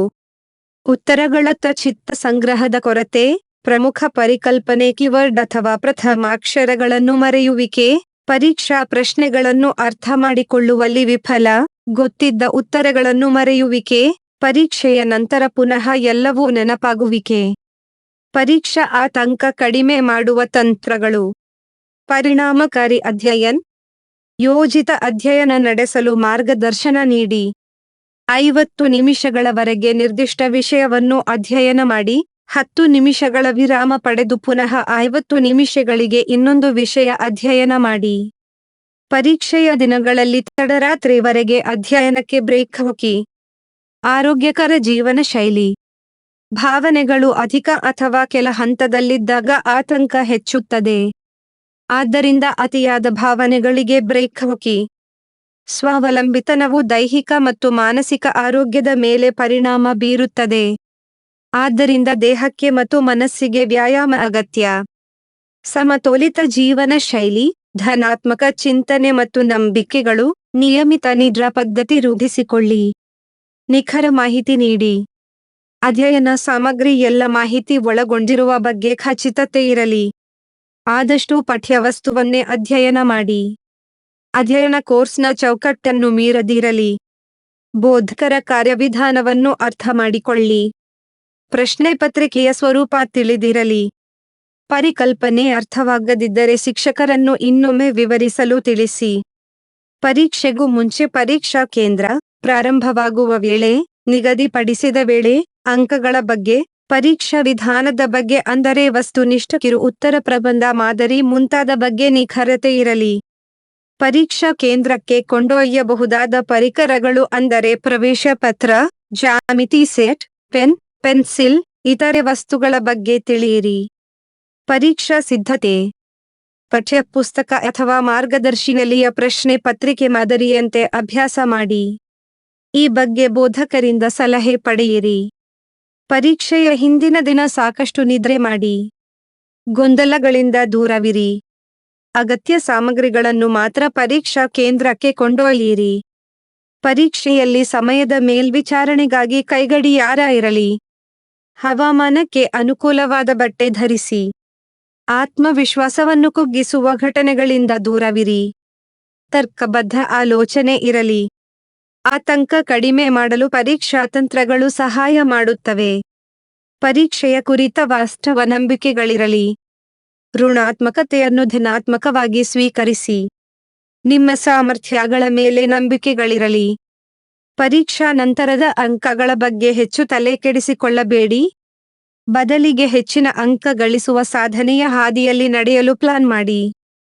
ಪರೀಕ್ಷೆಯಲ್ಲಿ ಸ್ಕೋರ್ ಕಡಿಮೆಯಾಗಬಹುದೆಂಬ ಆತಂಕ ಬೇಡ. ಪರೀಕ್ಷೆಯನ್ನು ಪರಿಪೂರ್ಣವಾಗಿ ಎದುರಿಸುವ ಸಿದ್ಧತೆ ಮಾಡಿ. ಪರೀಕ್ಷಾ ತಂತ್ರಗಳನ್ನು ತಿಳಿಯಿರಿ. ಪ್ರಶ್ನೆ ಪತ್ರಿಕೆಯಲ್ಲಿನ ಸೂಚನೆಗಳನ್ನು ಸ್ಪಷ್ಟವಾಗಿ ಓದಿ ಅರ್ಥೈಸಿಕೊಳ್ಳಿ. ಪ್ರಾರಂಭದಲ್ಲಿ ಎಲ್ಲ ಪ್ರಶ್ನೆಗಳನ್ನು ಓದಿರಿ. ಉತ್ತರ ಗೊತ್ತಿರುವ ಪ್ರಶ್ನೆಗಳನ್ನು ಗುರುತು ಹಾಕಿಕೊಂಡು ನಂತರ ಕನಿಷ್ಠ ಸಮಯದಲ್ಲಿ ಉತ್ತರಿಸಲು ಪ್ರಯತ್ನಿಸಿ. ಸಮಾಧಾನ ಚಿತ್ತದಿಂದ ಉತ್ತರಿಸಿರಿ. ಅಕ್ಷರಗಳು ಸಾಧ್ಯವಾದಷ್ಟು ಸುಂದರ ಹಾಗೂ ಸ್ಫುಟವಾಗಿರಲಿ. ಒತ್ತಡ ದೂರ ಮಾಡಿ. ಕೌಶಲ್ಯಯುಕ್ತ ಅಭ್ಯಾಸವು ಒತ್ತಡವನ್ನು ಕಡಿಮೆ ಮಾಡುತ್ತದೆ. ತರಗತಿಗೆ ಸೇರಿದ ದಿನದಿಂದಲೇ ನಿರಂತರ ಅಭ್ಯಾಸ ಮಾಡುತ್ತಿದ್ದರೆ ಒತ್ತಡ ಇರುವುದಿಲ್ಲ. ಓದಿದ್ದನ್ನು ಪದೇ ಪದೇ ನೆನಪಿಸಿಕೊಳ್ಳಿ. ಇಲ್ಲವೇ ಸ್ನೇಹಿತರೊಂದಿಗೆ ಚರ್ಚಿಸಿ. ಇದು ನೆನಪಿಡಲು ಸಹಕಾರಿ. 7 ಪ್ರಚಲಿತ ಮಕ್ಕೈಥೆಲ್. ಇದು ಮಂದಿರ ಮಾರುಕಟ್ಟೆ. 5 ಶತಮಾನಗಳ ಇತಿಹಾಸವಿರುವ ಅಪೂರ್ವ ಮಾರುಕಟ್ಟೆ ಈ ಮಕ್ಕೈಥೆಲ್. ಕೇವಲ ಮಹಿಳೆಯರೇ ನಡೆಸುವ ಇಷ್ಟೊಂದು ದೊಡ್ಡ ಮಾರುಕಟ್ಟೆ ಜಗತ್ತಿನಲ್ಲೇ ಬೇರೊಂದಿಲ್ಲ. ಮಂದಿರ ಈ ಮಾರುಕಟ್ಟೆ ಕೇವಲ ಕಲ್ಲು, ಗಾರೆಗಳ ಒಂದು ಕಟ್ಟಡವಲ್ಲ, ಇದು ಮಣಿಪುರಿ ಇತಿಹಾಸದ ಹೆಮ್ಮೆಯ ಮೈಲುಗಲ್ಲು. ಸ್ವಾತಂತ್ರ್ಯ ಹೋರಾಟದ ಪತಾಕೆ, ನಾರಿ ಶಕ್ತಿಯ ಲಾಂಛನ. ಮಕ್ಕೈಥೆಲ್ ಎಂದರೆ ಮಂದಿರ ಮಾರುಕಟ್ಟೆ ಎಂದರ್ಥ. ಮಣಿಪುರದ ರಾಜಧಾನಿ ಇಂಫಾಲದ ನಡು ಮಧ್ಯೆ ಇರುವ ಬೃಹತ್ ಮಾರುಕಟ್ಟೆ ಇದು. ಈ ಮಾರುಕಟ್ಟೆಯನ್ನು ನಡೆಸುವುದು ಮಂದಿರು ಮಾತ್ರ. ಗಂಡಸರು ಬಿಡಿ, ಮದುವೆಯಾಗದ ಮಹಿಳೆಯರಿಗೆ ಕೂಡ ಇವರ ಉದ್ಯಮದಲ್ಲಿ ಪ್ರವೇಶವಿಲ್ಲ. 6,000ಕ್ಕೂ ಹೆಚ್ಚು ಮಂದಿರು ನಡೆಸುವ ಮಾರುಕಟ್ಟೆ ಇದು. ದಿನನಿತ್ಯದ ವಹಿವಾಟು ನಡೆಸುವುದರಿಂದ ಹಿಡಿದು ಮೇಲ್ವಿಚಾರಣೆಯ ತನಕ ಎಲ್ಲ ಕೆಲಸವನ್ನು ನಡೆಸುವುದು ಇವರೇ. ಮಹಿಳೆಯರೇ ನಡೆಸುವ ಇಂತಹ ಇನ್ನೊಂದು ಮಾರುಕಟ್ಟೆ ಇಷ್ಟು ದೊಡ್ಡ ಪ್ರಮಾಣದಲ್ಲಿ ಜಗತ್ತಿನಲ್ಲೇ ಬೇರೊಂದಿಲ್ಲ. 16ನೇ ಶತಮಾನದಲ್ಲಿ ಕೆಲವೇ ಹೆಂಗಸರು ಆರಂಭಿಸಿದ್ದ ಈ ಮಾರುಕಟ್ಟೆ ಇಂದು ಗಿಜಿಗುಡುವ ಬೃಹತ್ ಮಾರುಕಟ್ಟೆಯಾಗಿ ಬೆಳೆದಿದೆ. ಮನೆ ಬಳಕೆಯ ವಸ್ತುಗಳಿಂದ ಹಿಡಿದು ಕರಕುಶಲ ವಸ್ತುಗಳು ಮತ್ತು ಬಟ್ಟೆ ಬರೆಗಳ ತನಕ ಎಲ್ಲವೂ ಸಿಗುತ್ತದೆ ಇಲ್ಲಿ. ಇದು ಸಾಮಾನ್ಯ ಮಾರುಕಟ್ಟೆಯಲ್ಲ. ಮಣಿಪುರದ ಇತಿಹಾಸ, ಜನಜೀವನ, ಆರ್ಥಿಕತೆ, ರಾಜಕೀಯ ಎಲ್ಲಕ್ಕೂ ಕೇಂದ್ರ ಬಿಂದುವಾಗಿದೆ ಈ ಮಕ್ಕೈಥೆಲ್. ಮಣಿಪುರದ ಆರ್ಥಿಕತೆಯಲ್ಲಿ ಈ ಮಾರುಕಟ್ಟೆಗೆ ಎಷ್ಟು ಮಹತ್ವ ಇದೆ ಅಂದರೆ, ಸಂಪೂರ್ಣ ಇಂಫಾಲ ಪಟ್ಟಣವೇ ಇದೊಂದು ಮಾರುಕಟ್ಟೆಯ ಸುತ್ತ ತಿರುಗುತ್ತದೆ ಎನ್ನುತ್ತಾರೆ. ಮಣಿಪುರದ ರಾಜಕೀಯ ಕೂಡ ಇವರ ನಾರಿ ಶಕ್ತಿಯ ಮುಂದೆ ತಲೆಬಾಗಿಸುತ್ತದೆ. ಮಂದಿರ ಮಾರುಕಟ್ಟೆ ಜನ್ಮ ತಾಳಿದ್ದು ಹೀಗೆ. ಲಲ್ಲುಪ್ ಕಾಬಾ. 1533ರಲ್ಲಿ ಮಣಿಪುರದ ರಾಜ ಪ್ರಜೆಗಳನ್ನು ಬಲವಂತದಿಂದ ದುಡಿಸುವ ಲಲ್ಲುಪ್ ಕಾಬಾ ಎಂಬ ಕಾನೂನು ಹೊರಡಿಸಿದ. ಈ ಕಾನೂನಿನ ಪ್ರಕಾರ 16 ವರ್ಷದ ನಡುವಿನ ಎಲ್ಲ ಗಂಡಸರು ರಾಜನಿಗಾಗಿ ಕಡ್ಡಾಯವಾಗಿ ಕೆಲಸ ಮಾಡಬೇಕಿತ್ತು. ಇವರಲ್ಲಿ ಗಟ್ಟಿಮುಟ್ಟಾದವರನ್ನು ಸೈನ್ಯಕ್ಕೆ ಭರ್ತಿ ಮಾಡಿದರೆ, ಉಳಿದವರನ್ನು ದೂರದ ಜಾಗಗಳಿಗೆ ಗುಲಾಮರಂತೆ ದುಡಿಯಲು ಕಳುಹಿಸಲಾಗುತ್ತಿತ್ತು. ಈ ಕಾನೂನಿನಿಂದಾಗಿ ಹಳ್ಳಿ ಪಟ್ಟಣಗಳಲ್ಲಿ ಕುಟುಂಬಗಳು ಒಡೆದು ಬಿದ್ದವು. ಗಂಡಸರನ್ನು ಕಡ್ಡಾಯವಾಗಿ ಕರೆದೊಯ್ಯಲಾಗುತ್ತಿತ್ತು. ಮನೆ ನಡೆಸುವ ಹೊಣೆಗಾರಿಕೆ ಒಂಟಿ ಹೆಂಗಸರ ಮೇಲೆ ಬಿತ್ತು. ಬೇರೆ ದಾರಿ ಕಾಣದೆ ಹೆಂಗಸರು ತಾವೇ ಹೊಲ ಉಳಲು ಆರಂಭಿಸಿದರು. ಸ್ವಂತ ಜಾಗ ಇಲ್ಲದವರು ಮನೆಯಲ್ಲಿ ನೇಯ್ಗೆ ಆರಂಭಿಸಿದರು. ಬಿದಿರು, ಮರ ಮುಂತಾದ ವಸ್ತುಗಳಲ್ಲಿ ಕರಕುಶಲ ವಸ್ತುಗಳನ್ನು ತಯಾರಿಸಿದರು. ಕೆಲವರು ಕಾಡಿನಿಂದ ಸಾಂಬಾರ ವಸ್ತುಗಳನ್ನು ಸಂಗ್ರಹಿಸಿ ಇಂಫಾಲದ ಬೀದಿಗಳಲ್ಲಿ ಮಾರತೊಡಗಿದರು. ಹೀಗೆ ಆರಂಭವಾಯಿತು ಇಮಾಕೈಥೆಲ್. ಗಂಡಸರ ಕಾಣೆಯಾದ ಊರಿನಲ್ಲಿ ಮಹಿಳೆಯರದ್ದೇ ರಾಜ್ಯ. ಕೆಲವೇ ಹೆಂಗಸರು ಆರಂಭಿಸಿದ ಮಾರುಕಟ್ಟೆ ಕೆಲವೇ ವರ್ಷಗಳಲ್ಲಿ ವಿಶಾಲ ಮೈದಾನದಲ್ಲಿ ಕಟ್ಟಡಗಳನ್ನು ಕಟ್ಟಿಕೊಂಡು ದೊಡ್ಡದಾಗಿ ಬೆಳೆಯಿತು. ಇಮಕೈಥೆಲ್ನಲ್ಲಿ ಹಳ್ಳಿಯ ಹೆಂಗಸರು ಸೇರಿಕೊಂಡರು. ಹಳ್ಳಿ ಕುಟುಂಬಗಳಿಗೆ ಇದೊಂದೇ ಆದಾಯದ ಮಾರ್ಗವಾಗಿತ್ತು. ಜನರ ಕೈಯಲ್ಲಿ ಹಣ ಓಡಾಡಲು ಆರಂಭವಾಯಿತು.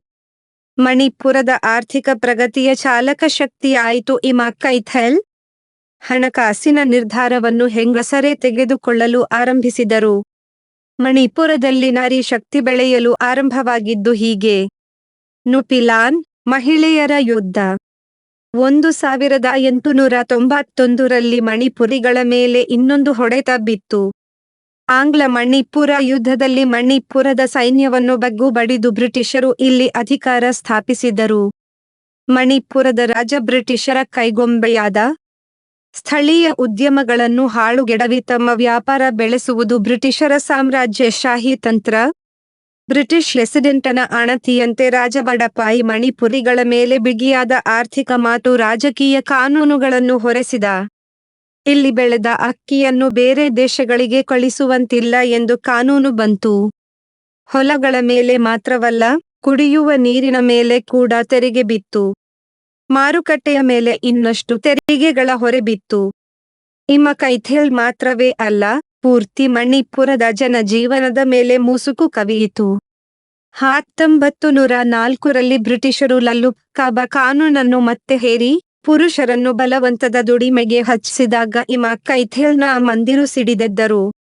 ಇವರು ಬ್ರಿಟಿಷ್ ದುರಾಡಳಿತದ ವಿರುದ್ಧ ಸಾರಿದ ಯುದ್ಧವೇ ನುಪಿಲಾನ್, ಮಹಿಳೆಯರ ಯುದ್ಧ. ಇಂಫಾಲದ ಮಾರುಕಟ್ಟೆಯಲ್ಲಿ ಆರಂಭವಾದ ಹೋರಾಟ ಮಣಿಪುರದ ಉದ್ದಕ್ಕೂ ವ್ಯಾಪಿಸಿತು. ಅಲ್ಲಲ್ಲಿ ಮಹಿಳೆಯರ ಸಭೆ, ಮೆರವಣಿಗೆ ಮತ್ತು ಪ್ರತಿಭಟನಾ ಮೆರವಣಿಗೆಗಳು ನಡೆದವು. ಬ್ರಿಟಿಷ್ ಸರಕಾರ ಲಲ್ಲುಪ್ ಕಾನೂನನ್ನು ಮರಳಿ ತೆಗೆದುಕೊಂಡ ಬಳಿಕವೇ ಈ ಸಂಗ್ರಾಮ ತಣ್ಣಗಾಯಿತು. ಎರಡನೆಯ ನುಪಿಲಾನ್ ಯುದ್ಧ ಆರಂಭವಾದದ್ದು 1939ರಲ್ಲಿ. ಮಾರವಾಡಿ ವ್ಯಾಪಾರಿಗಳು ಮಣಿಪುರದ ಅಕ್ಕಿಯನ್ನು ರಾಜ್ಯದಿಂದ ಹೊರಗೆ ಸಾಗಣೆ ಮಾಡಲು ಆರಂಭಿಸಿದರು. ಇವರಿಗೆ ಬ್ರಿಟಿಷ್ ಸರಕಾರದ ಕುಮ್ಮಕ್ಕು ಬೇರೆ ಇತ್ತು. ಇದರ ವಿರುದ್ಧ ಹೋರಾಟಕ್ಕೆ ಇಮಕೈಥೆಲ್ನ ಮಹಿಳಾ ಸೈನ್ಯ ಬೀದಿಗಿಳಿಯಿತು. ಇವರ ಪ್ರತಿಭಟನೆ ಮಣಿಪುರದ ಸುತ್ತ ಕಾಡ್ಗಿಚ್ಚಿನಂತೆ ಹರಿಯಿತು. ಎಲ್ಲ ಮಹಿಳೆಯರು ಸಾಗರೋಪಾದಿಯಲ್ಲಿ ಬೀದಿಗೆ ಇಳಿದರು. ಗಂಡಸರು ಮಾತ್ರ ಈ ಗದ್ದಲದ ನಡುವೆ ತಣ್ಣಗೆ ಕೂತರು. ಕೊನೆಯಲ್ಲಿ ಮಹಿಳೆಯರೇ ಇಂಫಾಲದ ಅರಮನೆಗೆ ನುಗ್ಗಿ ಮಹಾರಾಜರನ್ನು ಮಾತುಕತೆಗೆ ಆಹ್ವಾನಿಸಿದರು. ಮಹಾರಾಜ ಅಸ್ಸಾಂ ರೈಫಲ್ ಮಿಲಿಟರಿ ತುಕಡಿಯನ್ನು ಕರೆಸಿದ. ಮಹಿಳೆಯರ ಮೇಲೆ ಹಲ್ಲೆ ಮಾಡಲಾಯಿತು. ಕೆಲವರು ಸತ್ತು ಬಿದ್ದರು. ಆದರೆ ಮಹಿಳಾ ಸಂಘಟನೆ ಜಗ್ಗಲಿಲ್ಲ, ಬಗ್ಗಲಿಲ್ಲ. ಮನೆಯ ಹೆಂಗಸರ ಮೇಲೆ ನಡೆಯುತ್ತಿರುವ ಅತ್ಯಾಚಾರ ನೋಡಿ ಪುರುಷರು ಕಣಕ್ಕೆ ಇಳಿದರು. ಪ್ರತಿಭಟನೆ ಅತ್ಯುಗ್ರವಾಯಿತು. ನುಪಿಲಾನ್ ಹೋರಾಟವನ್ನು ಹತ್ತಿಕ್ಕಲು ಬ್ರಿಟಿಷರು ಮಹಿಳೆಯ ಮಾರುಕಟ್ಟೆಯನ್ನೇ ವಶಪಡಿಸಿಕೊಂಡರು. ಮಾರುಕಟ್ಟೆಯ ಕಟ್ಟಡಗಳನ್ನು ಹೊರ ಊರಿನವರಿಗೆ ಮಾರಲು ಪ್ರಯತ್ನಿಸಿದರು. ಆ ಮಂದಿರಿಗೆ ತಮ್ಮ ಈ ಮಾರುಕಟ್ಟೆ ಒಂದು ಪವಿತ್ರ ಸ್ಥಾನದಂತೆ. ಜೀವ ಹೋದರೂ ಸರಿ, ಅದನ್ನು ಬಿಟ್ಟುಕೊಡೆವು ಎಂದು ಸಾವು ಬದುಕಿನ ಹೋರಾಟಕ್ಕೆ ಇಳಿದರು. ಬ್ರಿಟಿಷರನ್ನು ಕಂಗಾಲು ಮಾಡಿತು ಈ ಪ್ರತಿಭಟನೆ. ಅಷ್ಟರಲ್ಲಿ ಎರಡನೆಯ ಮಹಾಯುದ್ಧ ಆರಂಭವಾಯಿತು. ಬ್ರಿಟಿಷರು ಮಣಿಪುರವನ್ನು ಕೈಬಿಡಬೇಕಾಯಿತು. ನುಪಿಲಾನ್ ಯುದ್ಧ ಮಣಿಪುರದ ಸಾಮಾಜಿಕ ವ್ಯವಸ್ಥೆಯ ಮೇಲೆ ಬಲವಾದ ಪ್ರಭಾವ ಬೀರಿತು. ನಾರಿ ಶಕ್ತಿ ಅಲ್ಲಿ ಬಲವಾಗಿ ಬೇರೂರಿತ್ತು. ಇಂದಿಗೂ ಮಣಿಪುರದಲ್ಲಿ ಸ್ತ್ರೀಯರಿಗೆ ಪ್ರಾಧಾನ್ಯತೆ. ಅವರ ಹಕ್ಕುಗಳನ್ನು ಯಾರೂ ಪ್ರಶ್ನಿಸುವಂತಿಲ್ಲ. ಸ್ವಾತಂತ್ರ್ಯದ ಬಳಿಕ ಇಮಕೈಥೆಲ್ ಮಣಿಪುರದ ಆರ್ಥಿಕತೆಯ ಇಂಜಿನ್ ಆಗಿ ಬೆಳೆಯಿತು. ಜನರು ಸಭೆ ಸೇರುವುದು, ವಿಚಾರ ವಿನಿಮಯ ಮಾಡುವುದು ಇಲ್ಲಿ. ಮಹಿಳೆಯರು ರಾಜಕೀಯದಲ್ಲಿ ಪುರುಷರಷ್ಟೇ ಆಸಕ್ತಿ ತೋರಿಸುತ್ತಾರೆ, ಆರ್ಥಿಕ ಆಗುಹೋಗುಗಳನ್ನು ಚರ್ಚಿಸುತ್ತಾರೆ. ಮಹಿಳಾ ಮ್ಯಾನೇಜ್ಮೆಂಟ್. ಇಂದು ಇಮಕೈಥೆಲ್ ನಡೆಯುವುದು ಮಹಿಳೆಯ ಒಂದು ಯೂನಿಯನ್ ಮೂಲಕ. ಆರಂಭದಿಂದಲೂ ಇಲ್ಲಿ ಒಂದು ಷರತ್ತು. ಮದುವೆಯಾದ ಮಹಿಳೆಯರಿಗೆ ಮಾತ್ರ ಇಲ್ಲಿ ವ್ಯಾಪಾರ ಮಾಡಲು, ಸ್ಟಾಲ್ಗಳನ್ನು ನಡೆಸಲು ಅವಕಾಶ. ಮ್ಯಾನೇಜ್ಮೆಂಟ್ನಲ್ಲಿ ಇರುವುದು ವಿವಾಹಿತ ಮಹಿಳೆಯರೇ. ತಲೆಮಾರಿನಿಂದ ತಲೆಮಾರಿಗೆ ತಪ್ಪದೆ ಸಾಗಿ ಬಂದಿರುವ ಸಂಪ್ರದಾಯ ಇದು. ಇವರ ಯೂನಿಯನ್ ಅನ್ನು ಒಂದು ಸಹಕಾರಿ ಕ್ರೆಡಿಟ್ ಸೊಸೈಟಿ ನಡೆಸುತ್ತಿದೆ. ಮಹಿಳಾ ವ್ಯಾಪಾರಿಗಳು ಸರಕು ಖರೀದಿಸಲು ಯೂನಿಯನ್ ಇಂದ ಸಾಲ ಪಡೆಯಬಹುದು. ಈ ಪದ್ಧತಿಯ ಮೂಲಕ ಮಹಿಳೆಯರು ನಿರಾತಂಕವಾಗಿ ವ್ಯಾಪಾರ ನಡೆಸುತ್ತಾರೆ. ಹಲವು ಯುದ್ಧಗಳು, ಆಘಾತಗಳು, ಸರಕಾರಿ ಅತಿಕ್ರಮಣಗಳನ್ನು ತಡೆದು ನಿಂತಿದೆ ಇಮಾ ಕೈಥೆಲ್. ಯಾವ ಹೊಡೆತಕ್ಕೂ ಬಗ್ಗದೆ ಸಶಕ್ತವಾಗಿ ಬೆಳೆದಿದೆ ಇಮಾ ಕೈಥೆಲ್ ಮಾರುಕಟ್ಟೆ. 2016ರಲ್ಲಿ 6.8 ರಿಕ್ಟರ್ ಮಾಪನದ ಪ್ರಬಲ ಶಕ್ತಿಯ ಭೂಕಂಪ ಇಂಫಾಲವನ್ನು ನಡುಗಿಸಿತು. ಮಾರುಕಟ್ಟೆಯ ಹಲವು ಕಟ್ಟಡಗಳು ಒಡೆದಿದ್ದವು. ಆದರೆ ಕೆಲವು ತಿಂಗಳಲ್ಲೇ ಬಿಸಿನೆಸ್ ನಾರ್ಮಲ್ ಆಗಿತ್ತು. ನುಪಿ ಕೈಥೆಲ್ ಎನ್ನುವುದು ಇವರ ಆಡಳಿತದ ಕೇಂದ್ರ. ಚುನಾವಣೆಯಲ್ಲಿ ಗೆದ್ದು ಬಂದವರು ಇದರ ಪ್ರತಿನಿಧಿಗಳಾಗುತ್ತಾರೆ. ಈಶಾನ್ಯ ಭಾರತದಲ್ಲಿ ನುಪಿ ಕೈಥೆಲ್ ಒಂದು ಗೌರವಾನ್ವಿತ ಸಂಘಟನೆ. ನುಪಿ ಕೈಥೆಲ್ ದೊಣ್ಣೆ ಕುಟ್ಟಿದರೆ ಈಶಾನ್ಯ ಭಾರತದ ಸುತ್ತ ಅದರ ನಡುಕ ಹರಿಯುತ್ತದೆ ಎಂದು ಇಲ್ಲಿನ ನಾಣ್ಣುಡಿ. ಸರಕಾರ ಕೂಡ ಇದರ ವಿರುದ್ಧ ಹೋಗುವುದಿಲ್ಲ. 2003ರಲ್ಲಿ ಆಗಿನ ಸರಕಾರ ಈ ಸಂಘಟನೆಯನ್ನು ಕೆಳದೆ ಮಾರುಕಟ್ಟೆಯ ಜಾಗದಲ್ಲಿ ಒಂದು ಸೂಪರ್ ಮಾರ್ಕೆಟ್ ಕಾಂಪ್ಲೆಕ್ಸ್ ನಿರ್ಮಿಸಲು ನಿರ್ಧರಿಸಿತು. ಪಂಚತಾರಾ ಹೋಟೆಲಿನ ಒಳಗೆ ಈ ಯೋಜನೆಯ ಸಮಾಲೋಚನೆ ನಡೆಯುವಾಗ ಹೊರಗೆ ಮಹಿಳೆಯರು ಪ್ರತಿಭಟನೆ ಆರಂಭಿಸಿದರು. ಮಹಿಳೆಯರು ದಿನರಾತ್ರಿ ಎನ್ನದೇ ಧರಣಿ ಕುಳಿತಿದ್ದರು. ಈಶಾನ್ಯ ಭಾರತದ ರಾಜಕೀಯ ಸಂಘಟನೆಗಳು ಅದಕ್ಕೆ ಬೆಂಬಲ ಸೂಚಿಸಿದವು. ಕೊನೆಗೆ ಸರಕಾರ ಸೂಪರ್ ಮಾರ್ಕೆಟ್ ಯೋಜನೆಯನ್ನು ಕೈಬಿಡಬೇಕಾಗಿ ಬಂತು. ಆಹ್ಲಾದಕಾರಿ ಅನುಭವ. ಪ್ರತಿ ಮುಂಜಾನೆ ಮಹಿಳೆಯರು ಸಾಂಪ್ರದಾಯಿಕ ಫಾನೆಕ್, ಸೊಂಟಕ್ಕೆ ಸುತ್ತಿಕೊಳ್ಳುವ ಉದ್ದ ಬಟ್ಟೆ ಮತ್ತು ಇನ್ನಾಪಿ, ಶಾಲು ಧರಿಸಿ ಖುವೈರಾಮ್ ಬಂದ್ ಬಜಾರ್, ಇಮಾ ಕೈಥೆಲ್ನ ಅಧಿಕೃತ ಹೆಸರು ಗೆ ಬರುತ್ತಾರೆ. ತಮ್ಮ ಸ್ಟಾಲ್ಗಳಲ್ಲಿ ಮನೆಯಲ್ಲೇ ತಯಾರಿಸಿದ ಆಹಾರ ವಸ್ತುಗಳಿಂದ ಹಿಡಿದು ಧಾನ್ಯಗಳು, ಜೀನಸು, ಕಟ್ಲರಿ, ಪಾತ್ರೆ ಪಗಡುಗಳು, ಕರಕುಶಲ ವಸ್ತುಗಳು, ಆಟಿಕೆಗಳು, ಬಿದಿರಿನ ವಸ್ತುಗಳು, ಸಾಂಪ್ರದಾಯಿಕ ಬಟ್ಟೆ, ಬರೆ ಹೀಗೆ ಅನಂತ ವೈವಿಧ್ಯದ ಸರಕುಗಳನ್ನು ಚೊಕ್ಕವಾಗಿ ಜೋಡಿಸುತ್ತಾರೆ. ಈಗಿನ ವರ್ಷಗಳಲ್ಲಿ ಮಾರುಕಟ್ಟೆಗೆ ಬಂದಿರುವ ಇಲೆಕ್ಟ್ರಾನಿಕ್ ವಸ್ತುಗಳು ಸೇರಿ ಇಮಾ ಕೈಥೆಲ್ನಲ್ಲಿ ಮಾರಾಟವಾಗದ ವಸ್ತುಗಳೇ ಇಲ್ಲ. ಮಾರುಕಟ್ಟೆಯಲ್ಲಿ 4 ಮುಖ್ಯ ಭಾಗಗಳಿವೆ. ಆಗ್ನೇಯ ಭಾಗದಲ್ಲಿ ಲೋಹದ ವಸ್ತುಗಳು ಮಾರಾಟವಾಗುತ್ತವೆ. ಈಶಾನ್ಯ ಭಾಗದಲ್ಲಿ ಅಕ್ಕಿ, ಬೆಳೆ ಮತ್ತು ತಿಂಡಿ ತಿನಿಸುಗಳ ವ್ಯಾಪಾರಿಗಳಿದ್ದಾರೆ. ನೈಋತ್ಯ ಭಾಗದಲ್ಲಿ ಮೀನಿನ ವ್ಯಾಪಾರಿಗಳು ಕುಳಿತುಕೊಳ್ಳುತ್ತಾರೆ. ವಾಯುವ್ಯ ಭಾಗದಲ್ಲಿ ತರಕಾರಿ, ಹಣ್ಣುಗಳ ಜೊತೆಗೆ ಬಟ್ಟೆ ಬರೆಗಳ ಮಾರಾಟ ನಡೆಯುತ್ತದೆ. ಪ್ರತಿಯೊಂದು ವಿಭಾಗ ಒಂದು ನಿರ್ದಿಷ್ಟ ಬುಡಕಟ್ಟಿನ ಕೈಯಲ್ಲಿದೆ. ಈ ಬುಡಕಟ್ಟಿನ ಹಿರಿಯ ಮಹಿಳೆಯರೇ ಇಲ್ಲಿನ ವ್ಯಾಪಾರವನ್ನು ನಿಯಂತ್ರಿಸುತ್ತಾರೆ. ಇಮಾ ಕೈಥೆಲ್ನಲ್ಲಿ ಸರಕು ಖರೀದಿಸುವುದು ಒಂದು ಹಿತವಾದ ಅನುಭವ. ಅಮ್ಮಂದಿರಷ್ಟು ಸಹನಶೀಲ ವ್ಯಾಪಾರಿಗಳು ಬೇರೆಲ್ಲಿ ಸಿಗುತ್ತಾರೆ. ಇಲ್ಲಿ ನೂಕು ನುಗ್ಗಲುಗಳಿಲ್ಲ, ವಾದ ವಿವಾದಗಳಿಲ್ಲ. ಜನರು ನಗುತ್ತಾ, ಚಕ್ಕಂದವಾಡುತ್ತಾ, ಗಮ್ಮತ್ತಿನಲ್ಲಿ ಚರ್ಚೆ ಮಾಡುತ್ತಾ ಖರೀದಿ ನಡೆಸುತ್ತಾರೆ. ಸ್ಥಳೀಯ ಸರಕುಗಳ, ತಿಂಡಿ ತಿನಿಸುಗಳ, ಬಿಸಿ ಬಿಸಿ ತಯಾರಿಕೆಗಳ ಸ್ವಾದ ಮಾರುಕಟ್ಟೆಯನ್ನು ತುಂಬುತ್ತದೆ. ಮಣಿಪುರಿ ಜನ ಜೀವನದಲ್ಲಿ ಈ ಮಾರುಕಟ್ಟೆಗೆ ಮಹತ್ವದ ಸ್ಥಾನ ಇದೆ. ಮಣಿಪುರದ ಸುತ್ತ ಹಲವು ಮಾರುಕಟ್ಟೆಗಳು ಇರಬಹುದು, ಆದರೆ ಇವೆಲ್ಲದರ ರಾಣಿ ಇಮಾ ಕೈಥೆಲ್ ಎನ್ನುವುದನ್ನು ನಿಸ್ಸಂದೇಹವಾಗಿ ಎಲ್ಲರೂ ಒಪ್ಪುತ್ತಾರೆ. 8 ಕಾನೂನು ವಿಧವೆ ಸೊಸೆ ಹಕ್ಕು ರಕ್ಷಣೆಗೆ ಕಾನೂನಿನ ಅಭಯ. ಭಾರತೀಯ ಸಾಂಸ್ಕೃತಿಕ ಚೌಕಟ್ಟಿನಲ್ಲಿ ಕುಟುಂಬ ಎನ್ನುವುದು ಕೇವಲ ರಕ್ತ ಸಂಬಂಧಗಳ ಬೆಸುಗೆಯಲ್ಲ, ಅದೊಂದು ಆರ್ಥಿಕ ಭದ್ರತೆಯ ಕೋಟೆ ಕೂಡ ಹೌದು. ಆದರೆ ಈ ಭದ್ರಕೋಟೆಯೊಳಗೆ ಮಹಿಳೆಯ ಸ್ಥಾನಮಾನಗಳು ದಶಕಗಳಿಂದಲೂ ಕೇವಲ ಭಾವನಾತ್ಮಕ ನೆಲೆಗಟ್ಟಿನ ಮೇಲೆಯೇ ತೂಗಾಡುತ್ತಿವೆ. ವಿಶೇಷವಾಗಿ ಪತಿಯ ಅಕಾಲಿಕ ನಿಧನದ ನಂತರ ಮಹಿಳೆಯೊಬ್ಬಳು ಎದುರಿಸುವ ಸಾಮಾಜಿಕ, ಆರ್ಥಿಕ ಸ್ಥಿತಿಗತಿಗಳು ದೊಡ್ಡ ಸವಾಲಾಗಿ ಪರಿಣಮಿಸಿವೆ. ಈ ಸವಾಲನ್ನು ನೀಗಿಸುವ ನಿಟ್ಟಿನಲ್ಲಿ ಮಹತ್ವದ ಹೆಜ್ಜೆ ಇಟ್ಟಿರುವ ಸುಪ್ರೀಂ ಕೋರ್ಟ್ ಸೊಸೆ ಕೇವಲ ಅತಿಥಿಯಲ್ಲ, ಅವಳು ಕುಟುಂಬದ ಅವಿಭಾಜ್ಯ ಅಂಗ ಎಂದಿದೆ. ಇದೇ 15 ಜನವರಿರಂದು ತನ್ನ ಐತಿಹಾಸಿಕ ತೀರ್ಪಿನಲ್ಲಿ ಈ ಅಂಶವನ್ನು ಎತ್ತಿ ಹಿಡಿದಿದೆ. ಇದು ಬರೀ ತೀರ್ಪಲ್ಲ, ವಿಧವೆಯಾದ ತಕ್ಷಣ ತನ್ನ ಅಸ್ತಿತ್ವವನ್ನೇ ಕಳೆದುಕೊಳ್ಳುವ ಕೋಟ್ಯಾಂತರ ಮಹಿಳೆಯರ ಪಾಲಿಗೆ ಸಂವಿಧಾನಾತ್ಮಕವಾಗಿ ದೊರೆತ ರಕ್ಷಕವಚವಾಗಿದೆ. ರಾಷ್ಟ್ರೀಯ ಅಪರಾಧ ದಾಖಲೆಗಳ ಬ್ಯೂರೋ (NCR)ಬಿ ಮಾಹಿತಿ ಪ್ರಕಾರ, ಭಾರತದಲ್ಲಿ ಇಂದಿಗೂ ಪ್ರತಿ 9 ನಿಮಿಷಕ್ಕೊಮ್ಮೆ ಕೌಟುಂಬಿಕ ದೌರ್ಜನ್ಯ ಪ್ರಕರಣಗಳು ದಾಖಲಾಗುತ್ತಿವೆ. ಇದರಲ್ಲಿ ದೈಹಿಕ ಹಿಂಸೆ ಮಾತ್ರವಲ್ಲ, ಪತಿಯ ಸಾವಿನ ನಂತರ ಸೊಸೆಯನ್ನು ಆರ್ಥಿಕ ಹೊರೆ ಎಂದು ಬಿಂಬಿಸಿ ಮನೆಯಿಂದ ಹೊರಹಾಕುವ ಅಥವಾ ಆಕೆಗೆ ಸಲ್ಲಬೇಕಾದ ಜೀವನೋಪಾಯದ ಹಕ್ಕುಗಳನ್ನು ಕಸಿದುಕೊಳ್ಳುವ ಆರ್ಥಿಕ ಕ್ರೌರ್ಯ ಕೂಡ ಸೇರಿದೆ. ಈ ಹಿನ್ನೆಲೆಯಲ್ಲಿ ಸುಪ್ರೀಂ ಕೋರ್ಟ್ ತೆಗೆದುಕೊಂಡಿರುವ ಈ ಕ್ರಾಂತಿಕಾರಿ ನಿರ್ಧಾರ ಪತಿಯ ಆಸ್ತಿ ಇಲ್ಲದಿದ್ದರೂ ಮಾವನ ಬಳಿ ಇರುವ ಪಿತ್ರಾರ್ಜಿತ ಅಥವಾ ಕುಟುಂಬದ ಆಸ್ತಿಯಿಂದ ಜೀವನಾಂಶ ಪಡೆಯುವ ಹಕ್ಕನ್ನು ದೃಢಪಡಿಸಿದೆ.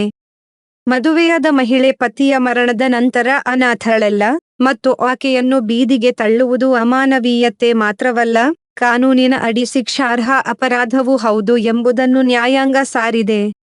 ಈ ಕಾನೂನು ಹೋರಾಟದ ಪಯಣವು 1985ರ ಶಹಬಾನು ಬೇಗಂ ಪ್ರಕರಣದಿಂದ ಆರಂಭವಾಗಿ 2020ರ ರಾಜನೀಶ್ ವರ್ಸಸ್ ನೇಹಾ ತೀರ್ಪಿನ ಮೂಲಕ ದಾಟಿ ಬಂದು ಇಂದು 2026ರಲ್ಲಿ ಪೂರ್ಣ ಪ್ರಮಾಣದ ಆರ್ಥಿಕ ಸ್ವಾತಂತ್ರ್ಯದ ರೂಪ ಪಡೆದಿದೆ.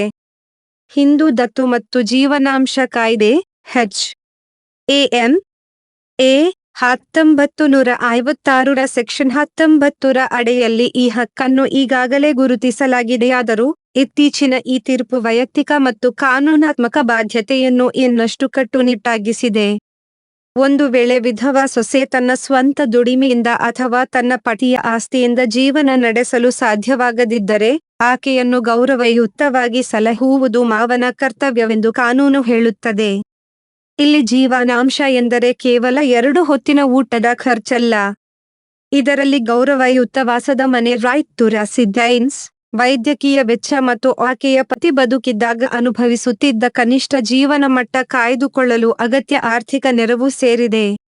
ಕಾನೂನು ಪ್ರಕ್ರಿಯೆಯಲ್ಲಿ, ಬಾಧಿತ ಮಹಿಳೆಯರು ಜಿಲ್ಲಾ ಕೌಟುಂಬಿಕ ನ್ಯಾಯಾಲಯದ ಮೊರೆ ಹೋಗಬಹುದು. ಸುಪ್ರೀಂ ಕೋರ್ಟ್ ಪ್ರಕರಣವು ಅಂತಿಮವಾಗಿ ಇತ್ಯರ್ಥವಾಗುವವರೆಗೆ ಕಾಯುವ ಅನಿವಾರ್ಯತೆಯನ್ನು ದೂರ ಮಾಡಿದೆ. ಅರ್ಜಿಯ ಮೊದಲ ಹಂತದಲ್ಲೇ ಮಧ್ಯಂತರ ಜೀವನಾಂಶ ಇಂಟರಿಮ್ ಮೇಂಟೆನೆನ್ಸ್ ಪಡೆಯಲು ಅವಕಾಶ ಕಲ್ಪಿಸಿದೆ. ಅಷ್ಟೇ ಅಲ್ಲದೆ, ಆಸ್ತಿಯ ಮೇಲಿನ ಹೊಣೆಗಾರಿಕೆ ನಿಬಂಧನೆಯ ಅಡಿ ಮಾವನು ತನ್ನ ಆಸ್ತಿಯನ್ನು ಇತರರಿಗೆ ಹಂಚುವ ಮೊದಲೇ ಸೊಸೆಯ ಯೋಗಕ್ಷೇಮಕ್ಕೆ ಬೇಕಾದ ಹಣವನ್ನು ಮೀಸಲಿಡಬೇಕಾಗಿದೆ. ಆಸ್ತಿಯನ್ನು ಮಾರಾಟ ಮಾಡಿದರೂ ಸೊಸೆಯ ಜೀವನಾಂಶ ಹಕ್ಕು ಆ ಆಸ್ತಿಯ ಮೇಲೆ ಮುಂದುವರಿಯುತ್ತದೆ. ಇದು ವಂಚನೆಯ ಪ್ರಯತ್ನಗಳಿಗೆ ಬಲವಾದ ತಡೆ ನೀಡಿದೆ. ಇದು ಕೇವಲ ಆಸ್ತಿ ಹಂಚಿಕೆಯಲ್ಲ, ಬದಲಾಗಿ ಬಾಬಾ ಸಾಹೇಬ್ ಅಂಬೇಡ್ಕರ್ ಅವರು ಹಿಂದೂ ಕೋಡ್ ಬಿಲ್ ಮೂಲಕ ಪ್ರತಿಪಾದಿಸಿದ ಮಹಿಳಾ ಸಮಾನತೆಯ ಆಶಯದ ಮುಂದುವರೆದ ಭಾಗ. ಗಂಡ ಹೋದ ಮೇಲೆ ಸೊಸೆಗೆ ಆಸ್ತಿ ಮೇಲೆ ಯಾಕೆ ಆಸೆ ಎಂದು ಹೀಯಾಳಿಸುವ ಕಟ್ಟುಪಾಡುಗಳಿಗೂ ಈ ತೀರ್ಪು ದೊಡ್ಡ ಪೆಟ್ಟು ನೀಡಿದೆ. ಪತಿಯ ನೆರಳು ಸರಿದಾಗ ಜಗತ್ತು ಕತ್ತಲೆಯಾಗಬಹುದು, ಆದರೆ ಸಂವಿಧಾನ ಮತ್ತು ಕಾನೂನಿನ ಬೆಳಕು ಆ ಮನೆ ಮಗಳನ್ನು ಕೈಬಿಡುವುದಿಲ್ಲ. ಸೊಸೆ ಕೇವಲ ಮನೆಯ ಕೆಲಸಕ್ಕೆ ಬಂದ ಆಕೆಯಲ್ಲ, ಆ ಕುಟುಂಬದ ಭವಿಷ್ಯದ ಕೊಂಡಿ. ಆಕೆಗೆ ನ್ಯಾಯ ನೀಡುವುದು ಕೇವಲ ಕಾಯ್ದೆಯಲ್ಲ, ಸಮಾಜದ ಪರಮಧರ್ಮ. 2026ರ ಈ ತೀರ್ಪು ಲಕ್ಷಾಂತರ ಮಹಿಳೆಯರ ಬದುಕಿಗೆ ಹಕ್ಕಿನೊಂದಿಗೆ ತಲೆ ಎತ್ತಿ ಬದುಕಲು ಆತ್ಮವಿಶ್ವಾಸ ನೀಡಿದೆ. ಸೊಸೆಗೆ ಆಸ್ತಿಯಲ್ಲಿ ಪಾಲು ನೀಡುವುದು ಭಿಕ್ಷೆಯಲ್ಲ, ಅದು ಆಕೆಯ ಸಾಂವಿಧಾನಿಕ, ನೈತಿಕ ಹಕ್ಕು ಎಂಬುದನ್ನು ಜಗಜ್ಜಾಹೀರು ಮಾಡಿದೆ. 9 ಮಾನಸಿಕ ಸ್ವಾಸ್ಥ್ಯ. ಮಹಿಳೆಯರು ಮಾನಸಿಕ ಸ್ಥಿಮಿತ ಸಾಧಿಸುವುದು ಹೇಗೆ? ಆಕೆ ಪ್ರಪಂಚದ ದೃಷ್ಟಿಯಲ್ಲಿ ಸುಖಿಯೂ ಬಲಿಷ್ಠಳೂ ಆಗಿ ಕಾಣಿಸಿಕೊಳ್ಳಲು ಹವಣಿಸುವಳು. ತಾನು ತೊಡುವ ವಿಧವಿಧವಾದ ಪಾತ್ರಗಳಿಗೆ ಬಣ್ಣ ತುಂಬಿ ತನ್ನವರ ವಿಶ್ವವನ್ನು ಸುಂದರವಾಗಿರಿಸಲು ಇನ್ನಿಲ್ಲದಷ್ಟು ಶ್ರಮಿಸುವಳು. ಆದರೆ ಇಷ್ಟೆಲ್ಲದರಲ್ಲಿ ತೊಡಗುವ ಅವಳ ಆಂತರಿಕ ಜಗತ್ತು ಸ್ವಸ್ಥವಾಗಿಯೂ ಹಸನಾಗಿಯೂ ಇದ್ದರಷ್ಟೇ ಅವಳು ತುಂಬುವ ರಂಗಿಗೆ ಸೊಬಗು. ಇಲ್ಲವೇ ಬದುಕ ಬಣ್ಣಗಳೆಲ್ಲ ರಾಡಿಯಾಗಿ, ಸಂಬಂಧಗಳೆಲ್ಲವೂ ಬಂಧನಗಳಾಗಿ, ನಿರ್ವಹಿಸುವ ಪಾತ್ರಗಳೆಲ್ಲ ಡಾಂಭಿಕವಾಗಿ ಕಾಣುತ್ತಾ, ಬದುಕಿನ ಸಮತ್ವ, ಸಂಭ್ರಮಗಳೇ ಅವಳ ಕೈ ತಪ್ಪಿ ಹೋದಂತೆ ಅನಿಸಿ ಬಿಡುವುದವಳಿಗೆ. ಮನದ ಯಾತನೆಯ ಭಾರ ದೊಡ್ಡದು. ನಮ್ಮ ಹಲವಾರು ಹೆಣ್ಣು ಮಕ್ಕಳು ತಮ್ಮ ಕರ್ತವ್ಯಗಳನ್ನೆಲ್ಲ ಯಶಸ್ವಿಯಾಗಿ ನಿಭಾಯಿಸುತ್ತಿದ್ದರೂ ಮಾನಸಿಕವಾಗಿ ಕುಸಿಯುತ್ತಿರುತ್ತಾರೆ. ವೇದನೆಯ ಹೊರೆಯನ್ನು ಹೊತ್ತು ಕನಲುತ್ತಿದ್ದರೂ ವ್ಯಕ್ತಪಡಿಸಲಾಗದೆ, ಮುಚ್ಚಿಟ್ಟು ಮುಗುನಗುತ್ತಾ ಎಲ್ಲರ ಮುಂದೆಯೂ ಸುಖದ ಮುಖವಾಡ ಧರಿಸಿ ಒಳಗೆ ಬೇಯುತ್ತಿರುತ್ತಾರೆ. ತನ್ನಷ್ಟಕ್ಕೆ ಸುಮ್ಮನೆ ಕೂತ ಕ್ಷಣದಲ್ಲಿ, ರಾತ್ರಿ ನೀರವತೆಯಲ್ಲಿ, ಪರರ ಖುಷಿಯಲ್ಲಿ ಪಾಲ್ಗೊಳ್ಳಲಾಗದ ಹೊತ್ತಿನಲ್ಲಿ ಆಕೆ ಪ್ರಶ್ನಿಸಿಕೊಳ್ಳುತ್ತಾಳೆ, ನನಗೇಕೆ ಹೀಗಾಗುತ್ತಿದೆ? ನನ್ನೊಳಗಿನ ವೇದನೆಯನ್ನು ಅರ್ಥ ಮಾಡಿಕೊಳ್ಳುವವರು ಯಾರು? ಅದಕ್ಕೆ ಸರಿಯಾದ ಉತ್ತರ ಸಿಗದಿದ್ದಾಗ ತನ್ನಿಡೀ ಬದುಕನ್ನೇ ಒಂದು ಒಗಟಿನಂತೆ, ಪ್ರಶ್ನಾರ್ಥಕ ಚಿಹ್ನೆಯಂತೆ ಆಕೆ ನೋಡತೊಡಗುತ್ತಾಳೆ. ಹೆಣ್ಣು ಮಕ್ಕಳ ಕಾರ್ಯ ವ್ಯಾಪ್ತಿ ವಿಸ್ತೃತವಾದದ್ದು. ಮನೆಯವರ ಪಾಲನೆಯೊಡನೆ ಕುಟುಂಬದವರ ಭಾವನಾತ್ಮಕ ಆಧಾರವಾಗಿ, ಸಾಮಾಜಿಕ ಆರ್ಥಿಕ ಸಮಸ್ಯೆಗಳಿಗೆ ಹೆಗಲಾಗುತ್ತಾ, ಸಮಸ್ಯೆ ಪರಿಹಾರಕಳಾಗಿ, ಸಂಸಾರವನ್ನು ಒಟ್ಟುಗೂಡಿಸಿ ನೆಮ್ಮದಿಯ ವಾತಾವರಣವನ್ನು ನಿರ್ಮಿಸುವಲ್ಲಿ ಪ್ರಮುಖ ಪಾತ್ರ ವಹಿಸುತ್ತಾಳೆ. ಈ ಮಧ್ಯೆ ಅವಳನ್ನು ಕುರಿತು ಕಾಳಜಿ ವಹಿಸುವ ಮನಸ್ಸುಗಳು ಅಲಭ್ಯವಾದಾಗ, ಇಲ್ಲವೇ ಅವಳೇ ತನ್ನ ಮಾನಸಿಕತೆಯನ್ನು ಪೊರೆಯಬೇಕೆಂಬ ಅರಿವನ್ನು ಹೊಂದಿಲ್ಲದಿದ್ದಾಗ ಅವಳ ನೆಮ್ಮದಿ, ಭಾವನಾತ್ಮಕ ಸ್ಥಿರತೆಗಳೇ ಅಲುಗಾಡಲು ಪ್ರಾರಂಭಿಸುತ್ತವೆ. ಅದು ನಿರಂತರ ದಣಿವು, ಹಿಂದೆ ಸಂತಸ ನೀಡುತ್ತಿದ್ದ ಕಾರ್ಯಗಳಲ್ಲಿ ಆಸಕ್ತಿ ಕಡಿಮೆಯಾಗುವುದು, ಸಣ್ಣದಕ್ಕೂ ವಿಪರೀತ ಕಿರಿಕಿರಿ ಹಾಗೂ ಕೋಪಗೊಳ್ಳುವುದು, ಅತಿಯಾದ ಚಿಂತೆ, ನಿದ್ರಾಹೀನತೆ ಮೊದಲಾದ ರೂಪದಲ್ಲಿ ಕಾಣಿಸಿಕೊಳ್ಳುತ್ತದೆ. ಏನೋ ಒಂತರಹದ ಖಾಲಿತನ ಕಾಡುತ್ತೆ, ಎಲ್ಲೋ ಸಿಲುಕಿಕೊಂಡಂತೆ ಅನಿಸತ್ತೆ, ಹಿಂದಿನ ನನ್ನನ್ನು ಕಳೆದುಕೊಂಡಿದ್ದೇನೆ ಅಥವಾ ನಾನು ನಾನಾಗಿ ಉಳಿದಿಲ್ಲ ಎನಿಸತ್ತೆ ಎನ್ನುವುದನ್ನು ನೋವಿನಲ್ಲಿ ಆಕೆ ತನ್ನವರಲ್ಲಿ ಆಗಾಗ್ಗೆ ಹೇಳಿಕೊಳ್ಳುತ್ತಿದ್ದಾಳೆಂದರೆ ಅವಳ ಮನದ ಸ್ಥಿತಿ ಸಾಕಷ್ಟು ವಿಷಮಿಸಿದೆ, ಇದರಿಂದ ಕಂಗೆಟ್ಟಿದ್ದಾಳೆ ಮತ್ತು ಅವಳಿಗೆ ನೆರವಿನ ಅವಶ್ಯಕತೆ ಇದೆ ಎಂದರ್ಥ. ಮಹಿಳೆ ಮಾನಸಿಕ ಅಸ್ವಸ್ಥಳಾಗುವುದೇಕೆ? ರಾಷ್ಟ್ರೀಯ ಮಾನಸಿಕ ಆರೋಗ್ಯ ಸಮೀಕ್ಷೆ ಹಾಗೂ ವಿವಿಧ ಅಧ್ಯಯನಗಳು ಮಹಿಳೆಯರು ಪುರುಷರಿಗಿಂತ ಹೆಚ್ಚಿನ ದುಃಖ, ಚಿಂತೆ, ಕಳವಳ ಮತ್ತು ಮಾನಸಿಕ ಒತ್ತಡವನ್ನು ಅನುಭವಿಸುತ್ತಾರೆ ಎನ್ನುತ್ತವೆ. ಸಂಶೋಧನಾ ಫಲಿತಾಂಶಗಳು ಹಣಕಾಸಿನ ತೊಂದರೆ, ಆಘಾತಗಳು, ಕಹಿ ಅನುಭವಗಳು, ಪರರ ಆರೈಕೆಯ ಒತ್ತಡ ಮೊದಲಾದವು ಮಹಿಳೆಯ ಮಾನಸಿಕ ಸ್ಥಿತಿಯನ್ನು ಪ್ರಭಾವಿಸುತ್ತವೆ. ಮಹಿಳೆಯರ ಮಾನಸಿಕ ಆರೋಗ್ಯದ ಮೇಲೆ ಸಾಮಾಜಿಕ ಮತ್ತು ಆರ್ಥಿಕ ಬಿಕ್ಕಟ್ಟಿನ ಪರಿಣಾಮ ಬಹಳವಿದೆ ಎಂಬುದನ್ನು ದೃಢಪಡಿಸುತ್ತವೆ. ಹೆಣ್ಣು ಮಕ್ಕಳಲ್ಲಿ ಮಾನಸಿಕ ಏರುಪೇರುಗಳು ಹೆಚ್ಚು ಏಕೆ ಎಂದು ನೋಡಿದರೆ ಕಾರಣಗಳು ಹಲವು ಹಾಗೂ ಸಂಕೀರ್ಣವೂ ಆಗಿದೆ. ಸ್ವಾಭಾವಿಕ ಹಂತಗಳಾದ ಹದಿಹರೆಯ, ಗರ್ಭಧಾರಣೆ, ಪ್ರಸವೋತ್ತರ ಬದಲಾವಣೆಗಳು, ಮೆನೋಪಾಸ್ ಮೊದಲಾದವು ದೇಹದೊಂದಿಗೆ ಮನಸ್ಸಿನ ಮೇಲೆಯೂ ಬೃಹತ್ ಪ್ರಭಾವ ಬೀರುತ್ತವೆ. ಮಹಿಳೆಯರು ಸಹನಶೀಲರು, ತ್ಯಾಗಮಯಿಗಳು, ಕಷ್ಟ ಸಹಿಷ್ಣುಗಳು ಎನ್ನುವಂತಹ ಸಾಮಾಜಿಕ ಪಟ, ನಿರೀಕ್ಷೆಗಳು ಅವಳು ಬಲಹೀನತೆಯನ್ನು ತೋರ್ಪಡಿಸಿಕೊಳ್ಳುವ ಅವಕಾಶ ನೀಡುವುದಿಲ್ಲ. ಸಮುದಾಯ ಮಹಿಳೆಯರ 16 ಜವಾಬ್ದಾರಿಗಳನ್ನು ನಿರ್ವಹಿಸುವ ಮಲ್ಟಿಟಾಸ್ಕಿಂಗ್ ಗುಣವನ್ನು ಹೊಗಳಿ ಕೆಲಸಗಳನ್ನು ಹೆಚ್ಚಳ ಮಾಡುತ್ತದೆಯೇ ವಿನಃ ಆಕೆಯ ಹೊರೆಗಳನ್ನು ಹಂಚಿಕೊಳ್ಳುವುದಿಲ್ಲ. ಮನಸ್ಸಿನ ಕಾಯಿಲೆಗಳ ಬಗ್ಗೆ ಮುಚ್ಚುಮರೆಯಿಲ್ಲದೆ ಹೇಳಿಕೊಳ್ಳಬಹುದಾದ ವಾತಾವರಣವೇ ನಮ್ಮಲ್ಲಿ ನಿರ್ಮಾಣವಾಗಿಲ್ಲ. ಏನು ಆಗಿದೆ ಎನ್ನುವುದು ನಾನಾ ಅರ್ಥಗಳನ್ನು ತೆಗೆದುಕೊಳ್ಳುವುದರಿಂದ ಅದು ಮಾನಸಿಕ ತೊಂದರೆಗೊಳಗಾದ ಹೆಣ್ಣು ಮಕ್ಕಳ ಪಾತ್ರ ನಿರ್ವಹಣೆಯ ಸಾಮರ್ಥ್ಯವನ್ನೇ ಪ್ರಶ್ನೆಗೊಳಪಡಿಸಿ ಪರಿಸ್ಥಿತಿಯನ್ನು ಮತ್ತು ಕಗ್ಗಂಟಾಗಿಸುತ್ತದೆ. ಹೆಣ್ಣು ಮಕ್ಕಳ ಸಹಜವಾದ, ನ್ಯಾಯಸಮ್ಮತವಾದ ಅಸಮಾಧಾನಕ್ಕೂ ಅವಳ ಮಾನಸಿಕ ಅಸ್ವಸ್ಥತೆಯನ್ನೇ ಬೊಟ್ಟು ಮಾಡುತ್ತಾ ಇಲ್ಲಸಲ್ಲದ್ದನ್ನು ಆರೋಪಿಸುವ ಸಾಮಾಜಿಕ ವ್ಯವಸ್ಥೆ ಹೆಣ್ಣು ಮಕ್ಕಳು ಯಾವ ರೀತಿಯೂ ಮನಸ್ಸಿನ ಕಾಳಜಿಯನ್ನು ಮಾಡದೇ ಒಳಗೊಳಗೆ ಕನಲುವುದನ್ನು ಪರೋಕ್ಷವಾಗಿ ಪುಷ್ಟೀಕರಿಸುತ್ತದೆ. ಇನ್ನು ಬಹುತೇಕ ಹೆಣ್ಣು ಮಕ್ಕಳು ತನ್ನಷ್ಟಕ್ಕೆ ಮನದ ವ್ಯಾಧಿಯನ್ನು ಬಚ್ಚಿಟ್ಟುಕೊಂಡಷ್ಟು ಅದರ ತೀವ್ರತೆ ತಗ್ಗುತ್ತದೆ ಎಂದೇ ನಂಬಿಕೊಂಡು ಮೌನ ವಹಿಸುತ್ತಾರೆ. ಆದರೆ ಸುಮ್ಮನಾದಷ್ಟು ಮನಸ್ಸಿನ ನೋವು ನಾನಾ ರೂಪದಲ್ಲಿ ವ್ಯಕ್ತವಾಗತೊಡಗುತ್ತದೆ. ದೇಹವೇ ಮನಸ್ಸಿನ ಬಾಧೆಯನ್ನು ಹೇಳತೊಡಗುತ್ತದೆ. ಅನಾರೋಗ್ಯ, ಅಸಿಡಿಟಿ, ಹಾರ್ಮೋನ್ ಏರುಪೇರುಗಳು, ನೋವುಗಳಿಗೆ ಹಲವು ಬಾರಿ ಮನದ ವೇದನೆಯೇ ಮೂಲವಾಗಿರುತ್ತದೆ ಹಾಗೂ ಅದು ಮಿಥವ್ಯಾಕುಲತೆಯಿಂದ ಮನದ ಶಾಂತಿಯೊಡನೆ ಮನೆಯ ಶಾಂತಿಯೂ ಇಲ್ಲವಾಗುತ್ತದೆ. ನಮ್ಮ ಹೊಣೆಗಾರಿಕೆ ಏನು? ಮಹಿಳೆಯರ ಮಾನಸಿಕ ಆರೋಗ್ಯ ಕೇವಲ ಅವರದೇ ಹೊಣೆಗಾರಿಕೆಯಲ್ಲ. ಕುಟುಂಬ, ವೃತ್ತಿವಲಯ, ಸಮಾಜವೂ ಅದನ್ನು ಗುರುತಿಸಬೇಕಿದೆ. ಆಕೆಯ ಜವಾಬ್ದಾರಿಗಳನ್ನು ಅರಿತು ಹೊಣೆಗಳನ್ನು ಹಂಚಿಕೊಳ್ಳುವಲ್ಲಿ ಮುಂದಾಗಬೇಕಿರುವುದು ಅವಶ್ಯಕವಾಗಿದೆ.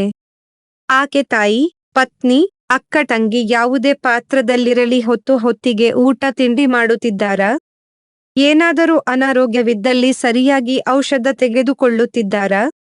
ಮನೋಲ್ಲಾಸ ನೀಡುವ ಚಟುವಟಿಕೆಗಳಲ್ಲಿ ಆಗಾಗ ತೊಡಗಿಕೊಳ್ಳುತ್ತಾರಾ? ಮುಖ್ಯವಾಗಿ ಖುಷಿಯಾಗಿದ್ದಾರಾ? ಇಂತಹ ಸಣ್ಣ ಪುಟ್ಟದೆನಿಸುವ ಕುಶಲೋಪರಿಯನ್ನು ಕೇಳಿ ವಿಚಾರಿಸುವವರಿದ್ದರೂ ಸಾಕು.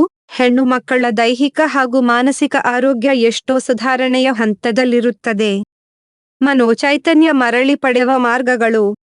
ಬದುಕಿನ ಸವಾಲುಗಳನ್ನು ಅಳಿಸಿ ಹಾಕುವುದು ಸಾಧ್ಯವಿಲ್ಲ.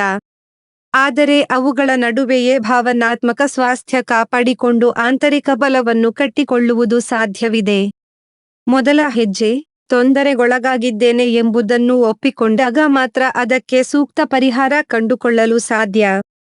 ಮಾನಸಿಕ ವ್ಯತ್ಯಯವನ್ನು ಕ್ಷುಲ್ಲಕವೆಂದು ಕಡೆಗಣಿಸದೆ ನನಗೆ ಕಷ್ಟವೆನಿಸುತ್ತಿರುವುದು ನಿಜ ಎನ್ನುವುದನ್ನು ಸ್ವೀಕರಿಸಿ. ಯಾರೇ ನಿಮ್ಮ ನೋವು ಸಂಕಟಗಳನ್ನು ಅರ್ಥ ಮಾಡಿಕೊಳ್ಳಲು ವಿಫಲವಾದರೂ ನೀವು ನಿಮ್ಮ ಕಾಳಜಿ ಮಾಡಿಕೊಳ್ಳುವುದಕ್ಕೆ ಮನಸ್ಸು ಮಾಡಿ ಭಾವನೆಗಳನ್ನು ಒಪ್ಪಿಕೊಳ್ಳುವುದು. ತೀವ್ರ ಭಾವನೆಗಳನ್ನು ಅನುಭವಿಸಿದಾಗ, ಉದಾಹರಣೆಗೆ ಕೋಪ, ದುಃಖ, ಹತಾಶೆ, ಒಂದು ಕ್ಷಣ ನಿಂತು ಅದಕ್ಕೆ ಹೆಸರು ಕೊಡಿ. ನಾನು ಆತಂಕಗೊಂಡಿದ್ದೇನೆ ಅಥವಾ ನಾನು ತಲ್ಲಣಗೊಂಡಿದ್ದೇನೆ ಎಂದು ಹೇಳಿಕೊಳ್ಳಿ. ಒಂದೆಡೆ ಬರೆದಿಡಿ ಅಥವಾ ಚಿತ್ರಗಳ ಮೂಲಕ ವ್ಯಕ್ತಪಡಿಸಿ. ಹೀಗೆ ಮಾಡುವುದರಿಂದ ಭಾವನೆಗಳ ತೀವ್ರತೆ ಕಡಿಮೆಯಾಗುತ್ತದೆ ಹಾಗೂ ಹೆಚ್ಚು ತರ್ಕಬದ್ಧವಾಗಿ ಸಮಸ್ಯೆಯನ್ನು ವಿಶ್ಲೇಷಿಸಲು ಸಾಧ್ಯವಾಗುತ್ತದೆ. ಪುಟ್ಟ ಅಭ್ಯಾಸಗಳನ್ನು ದಿನಚರಿಯ ಭಾಗವಾಗಿಸಿ. ಮುಂಜಾವಿನ ನಡಿಗೆ, ಮೈಂಡ್ಫುಲ್ ಅಭ್ಯಾಸಗಳು, ಸಂಗೀತ ಕೇಳುವುದು, ಆಳವಾದ ಉಸಿರಾಟ ಇವು ಸಣ್ಣದಾಗಿ ಕಂಡರೂ ದಿನನಿತ್ಯದ ಸ್ವಾರೈಕೆ ಮನಸ್ಸನ್ನು ಪ್ರಫುಲ್ಲ ಹಾಗೂ ಸ್ಥಿರಗೊಳಿಸುತ್ತವೆ. ನಿಮ್ಮ ಪಾತ್ರಗಳ ಹೊರತಾದ ವ್ಯಕ್ತಿತ್ವವನ್ನು ನೆನಪಿಸಿಕೊಳ್ಳಿ. ನೀವು ಕೇವಲ ತಾಯಿ, ಮಗಳು ಅಥವಾ ಉದ್ಯೋಗಿಯಲ್ಲ. ತನ್ನದೇ ಆದ ಆಸಕ್ತಿಗಳು, ಕನಸು, ಕಲ್ಪನೆಗಳಿರುವ ವ್ಯಕ್ತಿ. ನಿಮ್ಮ ಅಭಿರುಚಿ, ಆಯ್ಕೆಗಳೇನು ಕೇಳಿಕೊಳ್ಳಿ. ಇಷ್ಟದ ಹವ್ಯಾಸಗಳನ್ನು ಪುನಃ ಪ್ರಾರಂಭಿಸಿ. ಸಂಗೀತ, ಸಾಹಿತ್ಯ, ಚಿತ್ರಕಲೆ, ಸಸ್ಯಗಳ ಒಡನಾಟ ಇವು ಆಂತರ್ಯಕ್ಕೆ ನಿರಾಳ ನೀಡಿ ಕುಸಿದ ಸ್ವಂತಿಕೆಯನ್ನು ಪುನರ್ಸ್ಥಾಪಿಸಿಕೊಳ್ಳುವಲ್ಲಿ ನೆರವಾಗುತ್ತವೆ. ಬೆಂಬಲ ನೀಡುವ ವಾತಾವರಣ ಸೃಷ್ಟಿಸಿಕೊಳ್ಳಿ. ಆತ್ಮೀಯರು, ಸ್ನೇಹಿತರೊಡನೆ ಅಥವಾ ಒಬ್ಬ ವಿಶ್ವಾಸಾರ್ಹ ಸ್ನೇಹಿತರಿದ್ದರೂ ಸಾಕು, ಸಂಪರ್ಕದಲ್ಲಿರಿ. ಮುಕ್ತ ಮಾತುಕತೆ, ಚಿಕ್ಕ ಸಂತೋಷಗಳು, ನೋವುಗಳು ಅಥವಾ ಚಿಂತೆಗಳನ್ನು ಹಂಚಿಕೊಳ್ಳುವುದು ಭಾವನಾತ್ಮಕ ಭಾರ, ಒಂಟಿತನವನ್ನು ಕಡಿಮೆ ಮಾಡುತ್ತದೆ. ದೈಹಿಕವಾಗಿ ಚಟುವಟಿಕೆಯಿಂದಿರಿ. ದೇಹ ಮನಸ್ಸಿನ ಮಿತ್ರ. ಸಮರ್ಪಕ ನಿದ್ರೆ, ಪೋಷಕಯುಕ್ತ ಆಹಾರ, ನಿಯಮಿತ ವ್ಯಾಯಾಮ, ಸ್ಟ್ರೆಚಿಂಗ್, ಇಷ್ಟದ ಹಾಡಿಗೆ ಹೆಜ್ಜೆ ಹಾಕುವುದು ದೇಹದಲ್ಲಿರುವ ಒತ್ತಡವನ್ನು ಬಿಡುಗಡೆಗೊಳಿಸುತ್ತದೆ ಮತ್ತು ಆತಂಕದ ಮನೋಭಾವವನ್ನು ಹಗುರಗೊಳಿಸುತ್ತದೆ. ಸ್ಕ್ರೀನ್ ಟೈಮ್ ಕಡಿಮೆ ಮಾಡಿ. ಸಾಮಾಜಿಕ ಜಾಲತಾಣ ಅಥವಾ ಸುದ್ದಿಗಳನ್ನು ಹೆಚ್ಚು ನೋಡುವುದರಿಂದ ಆತಂಕ ಹೆಚ್ಚಾಗುತ್ತಿದೆಯೇ ಗಮನಿಸಿ. ಅತಿಯಾಗಿ ನೋಡುವುದನ್ನು ಕಡಿಮೆ ಮಾಡಿ. ಸೋಷಿಯಲ್ ಮೀಡಿಯಾಕ್ಕಾಗಿ ನಿಗದಿತ ಸಮಯ ಮೀಸಲಿಡಿ ಮತ್ತು ಪ್ರೇರಣೆ ನೀಡುವ ವಿಚಾರಗಳಿಗಷ್ಟೇ ಗಮನ ನೀಡಿ. ಜವಾಬ್ದಾರಿ ಹಂಚಿಕೊಳ್ಳಿ. ಆಫೀಸಿನಲ್ಲೇ ಇರಲಿ, ಮನೆಯಲ್ಲಿಯೇ ಇರಲಿ, ಎಲ್ಲ ಕೆಲಸಗಳನ್ನು ನೀವೇ ಮಾಡುತ್ತಾ ಹೈರಾಣಾಗುವ ಬದಲು ಎಲ್ಲರನ್ನೂ ತೊಡಗಿಸಿಕೊಳ್ಳಿ. ಸಾವಧಾನದಿಂದ ಯೋಜಿಸಿ ಕೆಲಸವನ್ನು ವಹಿಸಿದರೆ ಸಣ್ಣ ಪುಟ್ಟ ನೆರವಾದರೂ ಖಂಡಿತ ದೊರಕುವುದು. ಅಂತಿಮವಾಗಿ, ಎಲ್ಲ ಪ್ರಯತ್ನಗಳ ನಂತರವೂ ಮನದ ಭಾರವು ಕಡಿಮೆಯಾಗದಿದ್ದರೆ, ತಜ್ಞರ ಸಹಾಯ ಪಡೆದುಕೊಳ್ಳುವುದಕ್ಕೆ ಹಿಂಜರಿಯದಿರುವುದು ಬಹುಮುಖ್ಯ ಹೆಜ್ಜೆ. ಸಹಾಯ ಕೇಳುವುದು ದುರ್ಬಲತೆಯಲ್ಲ, ಬಲಿಷ್ಠತೆಯ ಸಂಕೇತ ಎನ್ನುವುದು ನೆನಪಿನಲ್ಲಿರಲಿ. ಮನದ ಸಿಕ್ಕುಗಳನ್ನು ಬಿಡಿಸಿಕೊಂಡು, ಬೇಕು ಬೇಡಗಳನ್ನು ಅರಿತುಕೊಂಡು ಉಲ್ಲಸಿತವಾದ ಮಾನಸಿಕ ಸ್ಥಿತಿಯನ್ನು ಹೊಂದುವುದರತ್ತ ಹೆಜ್ಜೆ ಹಾಕುವುದು ಸಾಧ್ಯವಿದೆ. 10 ಚಿಣ್ಣರ ಪುಟ. ಬಾಲ ಕಳೆದು ಡೋಲು ಪಡೆದ ಮಂಗ. ಒಂದು ಮಂಗ ಒಂದು ಮರದಿಂದ ಮತ್ತೊಂದು ಮರಕ್ಕೆ ಜಿಗಿದಾಡುತ್ತಿತ್ತು. ಅಂತಹ ಸಂದರ್ಭದಲ್ಲಿ ಅದರ ಬಾಲಕ್ಕೆ ಮುಳ್ಳು ಚುಚ್ಚಿಕೊಂಡಿತು. ಅದು ತನ್ನ ಬಾಲಕ್ಕೆ ಚುಚ್ಚಿಕೊಂಡಿದ್ದ ಮುಳ್ಳನ್ನು ತೆಗೆಯಲು ಬಹಳ ಕಷ್ಟಪಡುತ್ತಿದ್ದ ಸಂದರ್ಭದಲ್ಲಿ ಒಬ್ಬ ರೈತ ಕೈಯಲ್ಲಿ ಕತ್ತಿ ಹಿಡಿದು ತನ್ನ ಹೊಲದಲ್ಲಿ ಕೆಲಸ ಮಾಡುತ್ತಿದ್ದ. ಅದನ್ನು ಕಂಡ ಆ ಮಂಗ ಆ ರೈತನನ್ನು, ಅಯ್ಯ ನನ್ನ ಬಾಲಕ್ಕೆ ಮುಳ್ಳು ಚುಚ್ಚಿ ಬಿಟ್ಟಿದೆ. ನಿನ್ನ ಕೈಯಲ್ಲಿರುವ ಕತ್ತಿಯಿಂದ ನನ್ನ ಬಾಲಕ್ಕೆ ಚುಚ್ಚಿರುವ ಮುಳ್ಳನ್ನು ತೆಗೆಯುತ್ತೀಯಾ ಎಂದು ಕೇಳಿತು. ಅದಕ್ಕೆ ಆ ರೈತನು, ಸರಿ, ನಾನು ತೆಗೆಯುತ್ತೇನೆ ಎಂದು ತನ್ನ ಕತ್ತಿಯ ಸಹಾಯದಿಂದ ಮಂಗನ ಬಾಲಕ್ಕೆ ಚುಚ್ಚಿರುವ ಮುಳ್ಳನ್ನು ತೆಗೆಯಲು ಮುಂದಾದನು.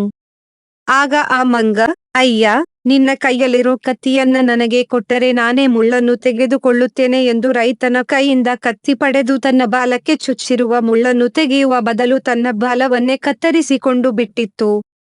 ಬಾಲವನ್ನು ಕತ್ತರಿಸಿಕೊಂಡ ನೋವನ್ನು ಸಹಿಸಲಾರದೆ ಆ ಮಂಗ ರೈತನ ಮೇಲೆ ಕೋಪಗೊಂಡು, ನನ್ ಬಾಲ ಕೊಡ್ತೀಯೋ ಅಥವಾ ನಿನ್ನ ಕತ್ತಿ ಕೊಡ್ತೀಯೋ ಎಂದು ಕೇಳಿತು. ಅದಕ್ಕೆ ಆ ರೈತನು ತನ್ನ ಕತ್ತಿಯನ್ನು ಮಂಗನಿಗೆ ಕೊಟ್ಟು ಬಿಟ್ಟನು. ರೈತನಿಂದ ಕತ್ತಿ ಪಡೆದ ಮಂಗ ಹೀಗೆ ಮುಂದೆ ಹೋಗುತ್ತಿರುವಾಗ ಒಬ್ಬ ವ್ಯಕ್ತಿ ಹೊಲದಲ್ಲಿ ಕೈಯಿಂದ ಹುಲ್ಲು ಕೀಳುತ್ತಿದ್ದ. ಅದನ್ನು ಕಂಡ ಮಂಗವು, ಅಯ್ಯ, ಕೈಯಲ್ಲಿ ಏಕೆ ಹುಲ್ಲು ಕೀಳುತ್ತೀಯಾ? ತೆಗೆದುಕೋ ಈ ಕತ್ತಿಯನ್ನು. ಇದರ ಸಹಾಯದಿಂದ ಹುಲ್ಲು ಕತ್ತರಿಸಬಹುದು ಎಂದು ಕತ್ತಿಯನ್ನು ಆ ವ್ಯಕ್ತಿಗೆ ನೀಡಿತು. ಮಂಗನಿಂದ ಕತ್ತಿ ಪಡೆದ ವ್ಯಕ್ತಿಯು ಕತ್ತಿಯ ಸಹಾಯದಿಂದ ಹುಲ್ಲು ಕತ್ತರಿಸುವ ಸಂದರ್ಭದಲ್ಲಿ ಆ ಕತ್ತಿಯು ಮುರಿದು ಹೋಯಿತು. ಅದನ್ನು ಕಂಡ ಮಂಗ ಕೋಪಗೊಂಡು, ನನ್ನ ಕತ್ತಿ ಕೊಡುತ್ತೀಯಾ ಅಥವಾ ನಿನ್ನ ಹುಲ್ಲು ಕೊಡುತ್ತೀಯಾ ಎಂದು ಕೇಳಿತು. ಅದಕ್ಕೆ ಆ ವ್ಯಕ್ತಿ ತನ್ನ ಬಳಿ ಇದ್ದ ಹುಲ್ಲನ್ನೇ ಕೊಟ್ಟು ಬಿಟ್ಟನು. ವ್ಯಕ್ತಿಯಿಂದ ಹುಲ್ಲು ಪಡೆದ ಮಂಗ ಮುಂದೆ ಹೋಗುತ್ತಿರುವಾಗ ಒಬ್ಬ ವ್ಯಕ್ತಿ ಹಸುವಿಗೆ ಮೇವನ್ನು ಹಾಕದೆ ಹಾಲು ಕರೆಯುತ್ತಿದ್ದ. ಅದನ್ನು ಕಂಡ ಮಂಗ, ಅಯ್ಯ ಅಯ್ಯ, ನೀವು ಏಕೆ ಹಸುವಿಗೆ ಮೇವನ್ನು ಹಾಕದೆ ಹಾಲು ಕರೆಯುತ್ತಿದ್ದೀರಾ? ತೆಗೆದುಕೊಳ್ಳಿ ಈ ಹುಲ್ಲನ್ನು, ಹಸುವಿಗೆ ಹೋಗಿ ನಂತರ ಹಾಲು ಕರೆಯಿರಿ ಎಂದು ಹೇಳಿ ಆ ಹುಲ್ಲನ್ನು ಆ ವ್ಯಕ್ತಿಗೆ ನೀಡಿತು. ನಂತರ ಆ ಹಸು ಹುಲ್ಲನ್ನು ಸಂಪೂರ್ಣವಾಗಿ ತಿಂದು ಬಿಟ್ಟಿದ್ದನ್ನು ಕಂಡ ಆ ಮಂಗ, ನನ್ನ ಹುಲ್ಲು ಕೊಡುತ್ತೀಯೋ ಅಥವಾ ನಿನ್ನ ಹಸುವಿನ ಹಾಲು ಕೊಡುತ್ತೀಯಾ ಎಂದು ಕೇಳಿದ್ದಕ್ಕೆ ಆ ವ್ಯಕ್ತಿಯು ಹಸು ಕೊಟ್ಟ ಹಾಲನ್ನು ಆ ಮಂಗಕ್ಕೆ ಕೊಟ್ಟು ಬಿಟ್ಟನು. ವ್ಯಕ್ತಿಯಿಂದ ಹಸುವಿನ ಹಾಲನ್ನು ಪಡೆದ ಮಂಗ ಮುಂದೆ ಹೋಗುತ್ತಿರುವಾಗ ಹೊಲದಲ್ಲಿ ಕೆಲಸ ಮಾಡಿ ಸುಸ್ತಾಗಿ ಹಸಿವಿನಿಂದ ಬಳಲುತ್ತಿದ್ದ ಇಬ್ಬರು ವ್ಯಕ್ತಿಗಳು ಒಬ್ಬಟ್ಟನ್ನು ತಿನ್ನುತ್ತಿದ್ದರು. ಅದನ್ನು ಕಂಡ ಮಂಗ, ನೀವು ಏಕೆ ಬರೀ ಒಬ್ಬಟ್ಟನ್ನೇ ತಿನ್ನುತ್ತಿದ್ದೀರಾ? ತೆಗೆದುಕೊಳ್ಳಿ ಹಾಲನ್ನು. ಹಾಲಿನೊಂದಿಗೆ ಒಬ್ಬಟ್ಟು ತಿಂದರೆ ತುಂಬಾ ಚೆನ್ನಾಗಿರುತ್ತದೆ ಎಂದು ಮಂಗ ತನ್ನ ಬಳಿ ಇದ್ದ ಹಾಲನ್ನು ಅಲ್ಲಿದ್ದ ಇಬ್ಬರು ವ್ಯಕ್ತಿಗಳಿಗೆ ನೀಡಿತು. ಅವರಿಬ್ಬರು ವ್ಯಕ್ತಿಗಳು ಹಾಲಿನೊಂದಿಗೆ ಒಬ್ಬಟ್ಟು ತಿನ್ನುತ್ತಿದ್ದರು. ಆದರೆ ಹಾಲು ಅರ್ಧಕ್ಕೆ ಮುಗಿದು ಹೋಯಿತು. ಇನ್ನೂ ಸುಮಾರು ಒಬ್ಬಟ್ಟುಗಳು ಹಾಗೆ ಉಳಿದವು. ಅದನ್ನು ಕಂಡ ಆ ಮಂಗ ಕೋಪಗೊಂಡು, ನಾನು ನಿಮಗೆ ಕೊಟ್ಟ ಹಾಲನ್ನು ಕೊಡುತ್ತೀರೋ ಅಥವಾ ನಿಮ್ಮ ಬಳಿ ಇರುವ ಒಬ್ಬಟ್ಟನ್ನು ನನಗೆ ಕೊಡುತ್ತೀರೋ ಎಂದು ಕೇಳಿತು. ಅದಕ್ಕೆ ಆ ಇಬ್ಬರು ವ್ಯಕ್ತಿಗಳು ತಮ್ಮ ಬಳಿ ಉಳಿದಿದ್ದ ಒಬ್ಬಟ್ಟನ್ನು ಮಂಗನಿಗೆ ಕೊಟ್ಟು ಬಿಟ್ಟರು. ಒಬ್ಬಟ್ಟನ್ನು ಪಡೆದ ಮಂಗ ಮುಂದೆ ಹೋಗುತ್ತಿರುವಾಗ ಡೋಲು ಬಡಿದು ಬಡಿದು ಸುಸ್ತಾಗಿ ಹೋಗಿದ್ದ ಮತ್ತು ಹಸಿವಿದ್ದ ಒಬ್ಬ ವ್ಯಕ್ತಿಯನ್ನು ಕಂಡು, ಅಯ್ಯೋ, ನೀನು ಡೋಲು ಬಡಿದು ಸುಸ್ತಾಗಿ ಬಿಟ್ಟಿದ್ದೀಯಾ ಹಾಗೂ ಹಸಿದಿದ್ದೀಯಾ? ತೆಗೆದುಕೋ ಇದನ್ನು. ಈ ಒಬ್ಬಟ್ಟನ್ನು ತಿಂದು ನಿನ್ನ ಹಸಿವನ್ನು ನೀಗಿಸಿಕೊ ಎಂದು ಆ ವ್ಯಕ್ತಿಗೆ ತನ್ನ ಬಳಿ ಇದ್ದ ಒಬ್ಬಟ್ಟನ್ನು ನೀಡಿತು. ಆ ವ್ಯಕ್ತಿಯು ತನ್ನ ಹಸಿವು ಹೆಚ್ಚಾಗಿದ್ದರಿಂದ ಆ ಮಂಗ ಕೊಟ್ಟ ಒಬ್ಬಟ್ಟು ಎಲ್ಲವನ್ನೂ ತಿಂದು ಮುಗಿಸಿ ಬಿಟ್ಟ. ಅದನ್ನು ಕಂಡು ಕೋಪಗೊಂಡ ಆ ಮಂಗ, ನನ್ನ ಒಬ್ಬಟ್ಟು ಕೊಡುತ್ತೀಯಾ ಅಥವಾ ನಿನ್ನ ಡೋಲು ಕೊಡುತ್ತೀಯಾ ಎಂದು ಆ ವ್ಯಕ್ತಿಯನ್ನು ಕೇಳಿತು. ಅದಕ್ಕೆ ಆ ವ್ಯಕ್ತಿಯು ತನ್ನ ಬಳಿ ಇದ್ದ ಡೋಲನ್ನು ಮಂಗನಿಗೆ ಕೊಟ್ಟು ಬಿಟ್ಟನು. ನಂತರ ಡೋಲು ಪಡೆದ ಆ ಮಂಗ ಒಂದು ದೊಡ್ಡ ಕಲ್ಲು ಬಂಡೆಯ ಮೇಲೆ ಕುಳಿತು ಕೈಯಲ್ಲಿ ಡೋಲು ಹಿಡಿದು ಹಾಡು ಹಾಡಲು ಪ್ರಾರಂಭಿಸಿತು. ಬಾಲೆ ಹೋಗಿ ಕತ್ತಿ ಬಂತು ಡುಮ್ ಡುಮ್ ಡುಮ್, ಕತ್ತಿ ಹೋಗಿ ಹುಲ್ಲು ಬಂತು ಡುಮ್ ಡುಮ್ ಡುಮ್, ಹುಲ್ಲು ಹೋಗಿ ಹಾಲು ಬಂತು ಡುಮ್ ಡುಮ್ ಡುಮ್, ಹಾಲು ಹೋಗಿ ಒಬ್ಬಟ್ಟು ಬಂತು ಡುಮ್ ಡುಮ್ ಡುಮ್, ಒಬ್ಬಟ್ಟು ಹೋಗಿ ಡೋಲು ಬಂತು ಡುಮ್ ಡುಮ್ ಡುಮ್, ಡೋಲು ಹೋಗಿ ನಾನು ಬಂದೆ ಡುಮ್ ಡುಮ್ ಡುಮ್, ಡುಮ್ ಡುಮ್ ಡುಮ್, ಡುಮ್ ಡುಮ್ ಡುಮ್. ಸಂಗ್ರಹ ಮತ್ತು ರಚನೆ ರಾಣಿ ಟಿ. ಆರ್. ಮೈಸೂರು. ನನ್ನ ಹಿರಿಯರಿಂದ ಕಥೆ ಕೇಳಿ ತಿಳಿದುಕೊಂಡಿದ್ದು. ಆ ಪಕ್ಷಿಗಳ ವ್ಯಥೆ. ಗಿಡದಿಂದ ಮರಕ್ಕೆ, ಮರದಿಂದ ಗಿಡಕ್ಕೆ ಚಂದದಲ್ಲಿ ಹಾರುತ್ತಾ, ಅಂದದಲ್ಲಿ ನಲಿಯುತ್ತ ಇದ್ದ ಚೆಲ್ಲುವ ಪಕ್ಷಿಗಳು ನಾವು. ಆದರೆ ಯಾರು ಕೇಳುವಿರೋ ನಮ್ಮ ಸಂಕಟವ? ವೃಕ್ಷಗಳು ನಮಗೆ ಆಶ್ರಯವ ನೀಡಿವೆ, ಮಾನವರಾದ ನೀವದನ್ನು ಕಡಿದು ನಶಿಸುವಿರೋ? ಮುಂದಾರು ನಮಗೆ ಆಶ್ರಯವ ನೀಡುವರೋ? ಯಾರ ಕೇಳುವಿರೋ ನಮ್ಮ ಸಂಕಟವ? ಆಹಾರ ಹುಡುಕಲು ದೂರ ಹೋಗುವಾಗಲೇ ಸುಳಿವಿಲ್ಲದೆ ಬಂದು ಬೇಟೆ ಆಡುವಿರೋ? ಹೀಗಾದರೆ ನಮ್ಮ ಸಂತತಿ ಏನಾಗಬೇಕು? ಯಾರ ಕೇಳುವಿರೋ ನಮ್ಮ ಸಂಕಟವ? ವನದ ತುಂಬ ಗೆಳೆಯರೊಡನೆ ನಲಿಯುತ್ತಿದ್ದ ನಮ್ಮನ್ನು ಹಿಡಿದು ಪಂಜರದಲ್ಲಿ ಬಂಧಿಸುವಿರೋ? ನಮ್ಮ ಗತಿ ಆ ಪಂಜರದಲ್ಲಿ ಏನಾಗಬೇಕು? ಯಾರ ಕೇಳುವಿರೋ ನಮ್ಮ ಸಂಕಟವ? ಸೂರ್ಯೋದಯವಾಗುತ್ತಲೇ ಬಹುದೂರ ಹೋಗಿ ಆಹಾರ ಹುಡುಕಲು ಬಹಳ ಶ್ರಮ ವಹಿಸುವೆವೋ? ಸೂರ್ಯಾಸ್ತದೊಳಗಾಗಿ ಬಂದು ಗೂಡನ್ನು ಸೇರುವೆವೋ? ಯಾರು ಕೇಳುವಿರೋ ನಮ್ಮ ಸಂಕಟವ? ರಾತ್ರಿ ಶುರುವಾದ ಗುಡುಗು ಸಿಡಿಲಿನ ಆರ್ಭಟದ ಮಳೆಯಲ್ಲಿ ಭಯದ ಭೀತಿಯಲ್ಲಿ ಮಲಗುವೆವೋ? ಅಗಾರು ಬಂದು ನಮಗೆ ಧೈರ್ಯ ತುಂಬುವರೋ?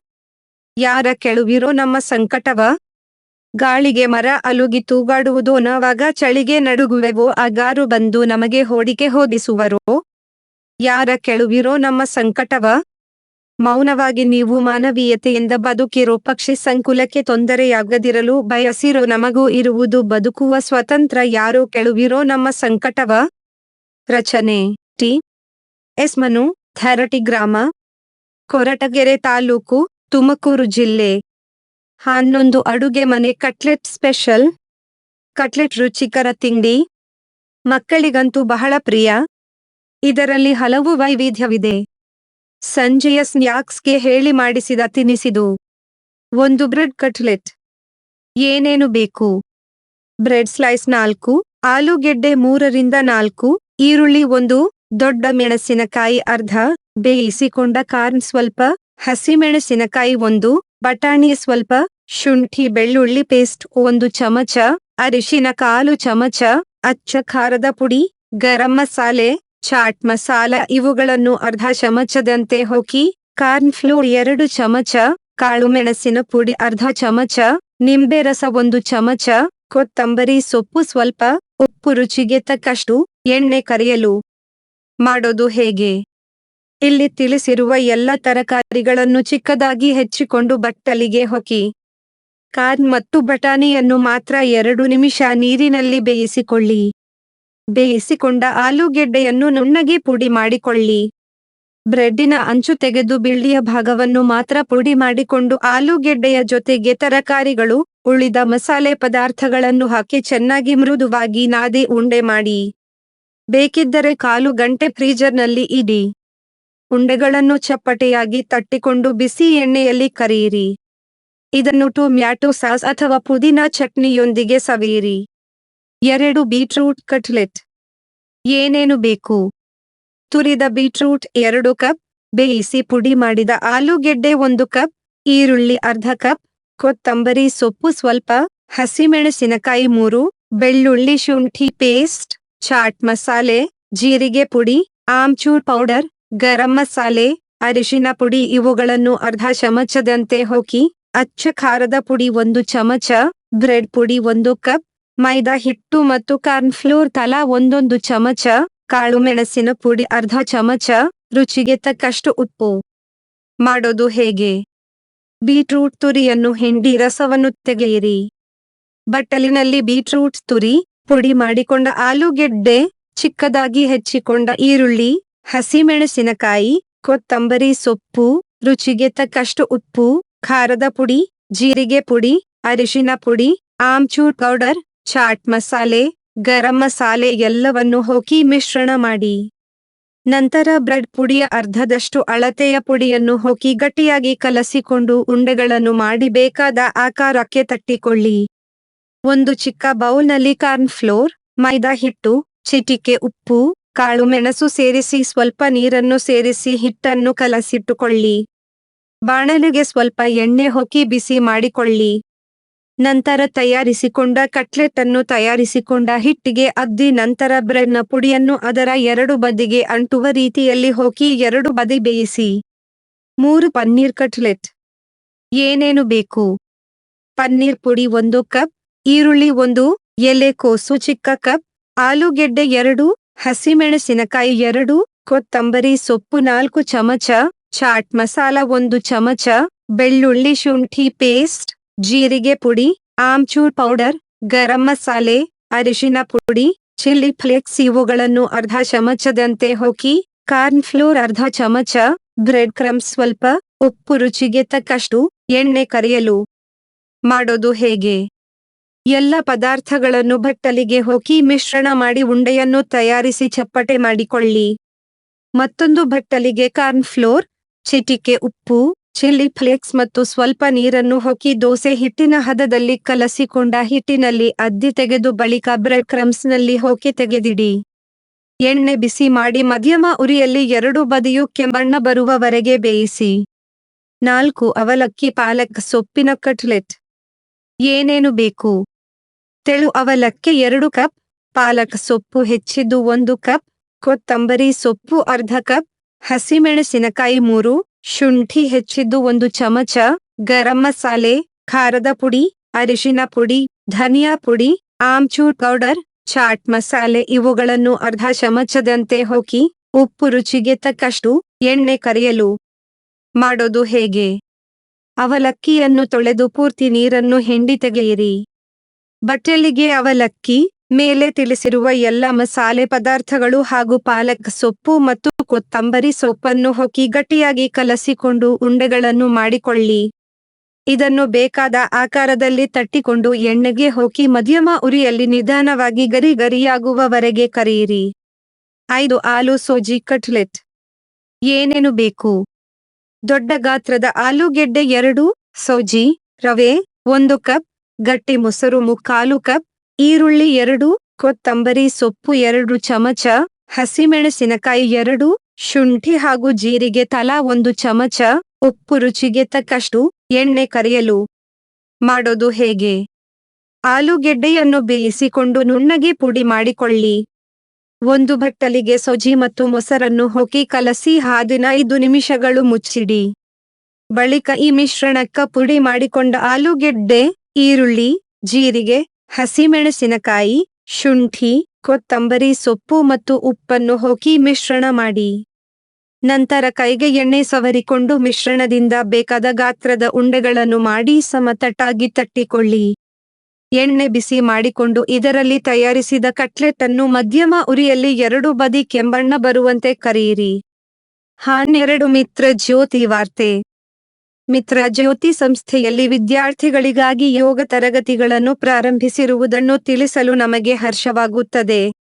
ಬಿಹಾರದ ಯೋಗ ಶಾಲೆಯಿಂದ ಯೋಗ ಶಿಕ್ಷಣವನ್ನು ಪೂರೈಸಿ 10 ವರ್ಷಕ್ಕೂ ಹೆಚ್ಚಿನ ಅನುಭವ ಹೊಂದಿರುವ ಯೋಗಾಭ್ಯಾಸಿ ಹಾಗೂ ಸ್ವಯಂ ಸೇವಕರಾದ ಶ್ರೀಮತಿ ಪಲ್ಲವಿಯವರು ದೃಷ್ಟಿ ವಿಶೇಷ ಚೇತನರಿಗೆಂದೇ ವಿಶೇಷವಾಗಿ ಯೋಗ ತರಬೇತಿಯನ್ನು ಆಯೋಜಿಸಿ ವಿದ್ಯಾರ್ಥಿಗಳಿಗೆ ಪ್ರತಿವಾರವೂ ಅಭ್ಯಾಸ ಮಾಡಿಸುತ್ತಿದ್ದಾರೆ. ಹಿರಿಯ ನಾಗರಿಕರು ಹಾಗೂ ವಿಶೇಷ ಚೇತನರೆಲ್ಲರಿಗೂ ಯೋಗ ತರಬೇತಿ ದೊರೆತು ಯೋಗದ ದೈಹಿಕ ಹಾಗೂ ಮಾನಸಿಕ ಪ್ರಯೋಜನಗಳು ಎಲ್ಲರಿಗೂ ದೊರೆಯಬೇಕೆಂಬುದೇ ಅವರ ಆಶಯ. ಸಮಗ್ರ ಬೆಳವಣಿಗೆಯ ಭಾಗವಾಗಿ ನಮ್ಮ ವಿದ್ಯಾರ್ಥಿಗಳು ಯೋಗದ ಧನಾತ್ಮಕ ಪರಿಣಾಮವನ್ನು ಪಡೆಯುತ್ತಿರುವುದು ನಮಗೆಲ್ಲ ಸಂತಸ ಉಂಟು ಮಾಡಿದೆ. ಫೆಬ್ರವರಿ 7, 2026 ರಂದು ಮಿತ್ರ ಜ್ಯೋತಿ ಸಂಸ್ಥೆಯ ಸಭಾಂಗಣದಲ್ಲಿ ಆಕ್ಸೆಸಿಬಿಲಿಟಿ ಟೆಸ್ಟಿಂಗ್ ಕೋರ್ಸ್ ಅನ್ನು ಸಂಪೂರ್ಣಗೊಳಿಸಿದ 6 ಜನ ವಿದ್ಯಾರ್ಥಿಗಳಿಗೆ ಬೀಳ್ಕೊಡುಗೆ ಸಮಾರಂಭವನ್ನು ಏರ್ಪಡಿಸಲಾಗಿತ್ತು.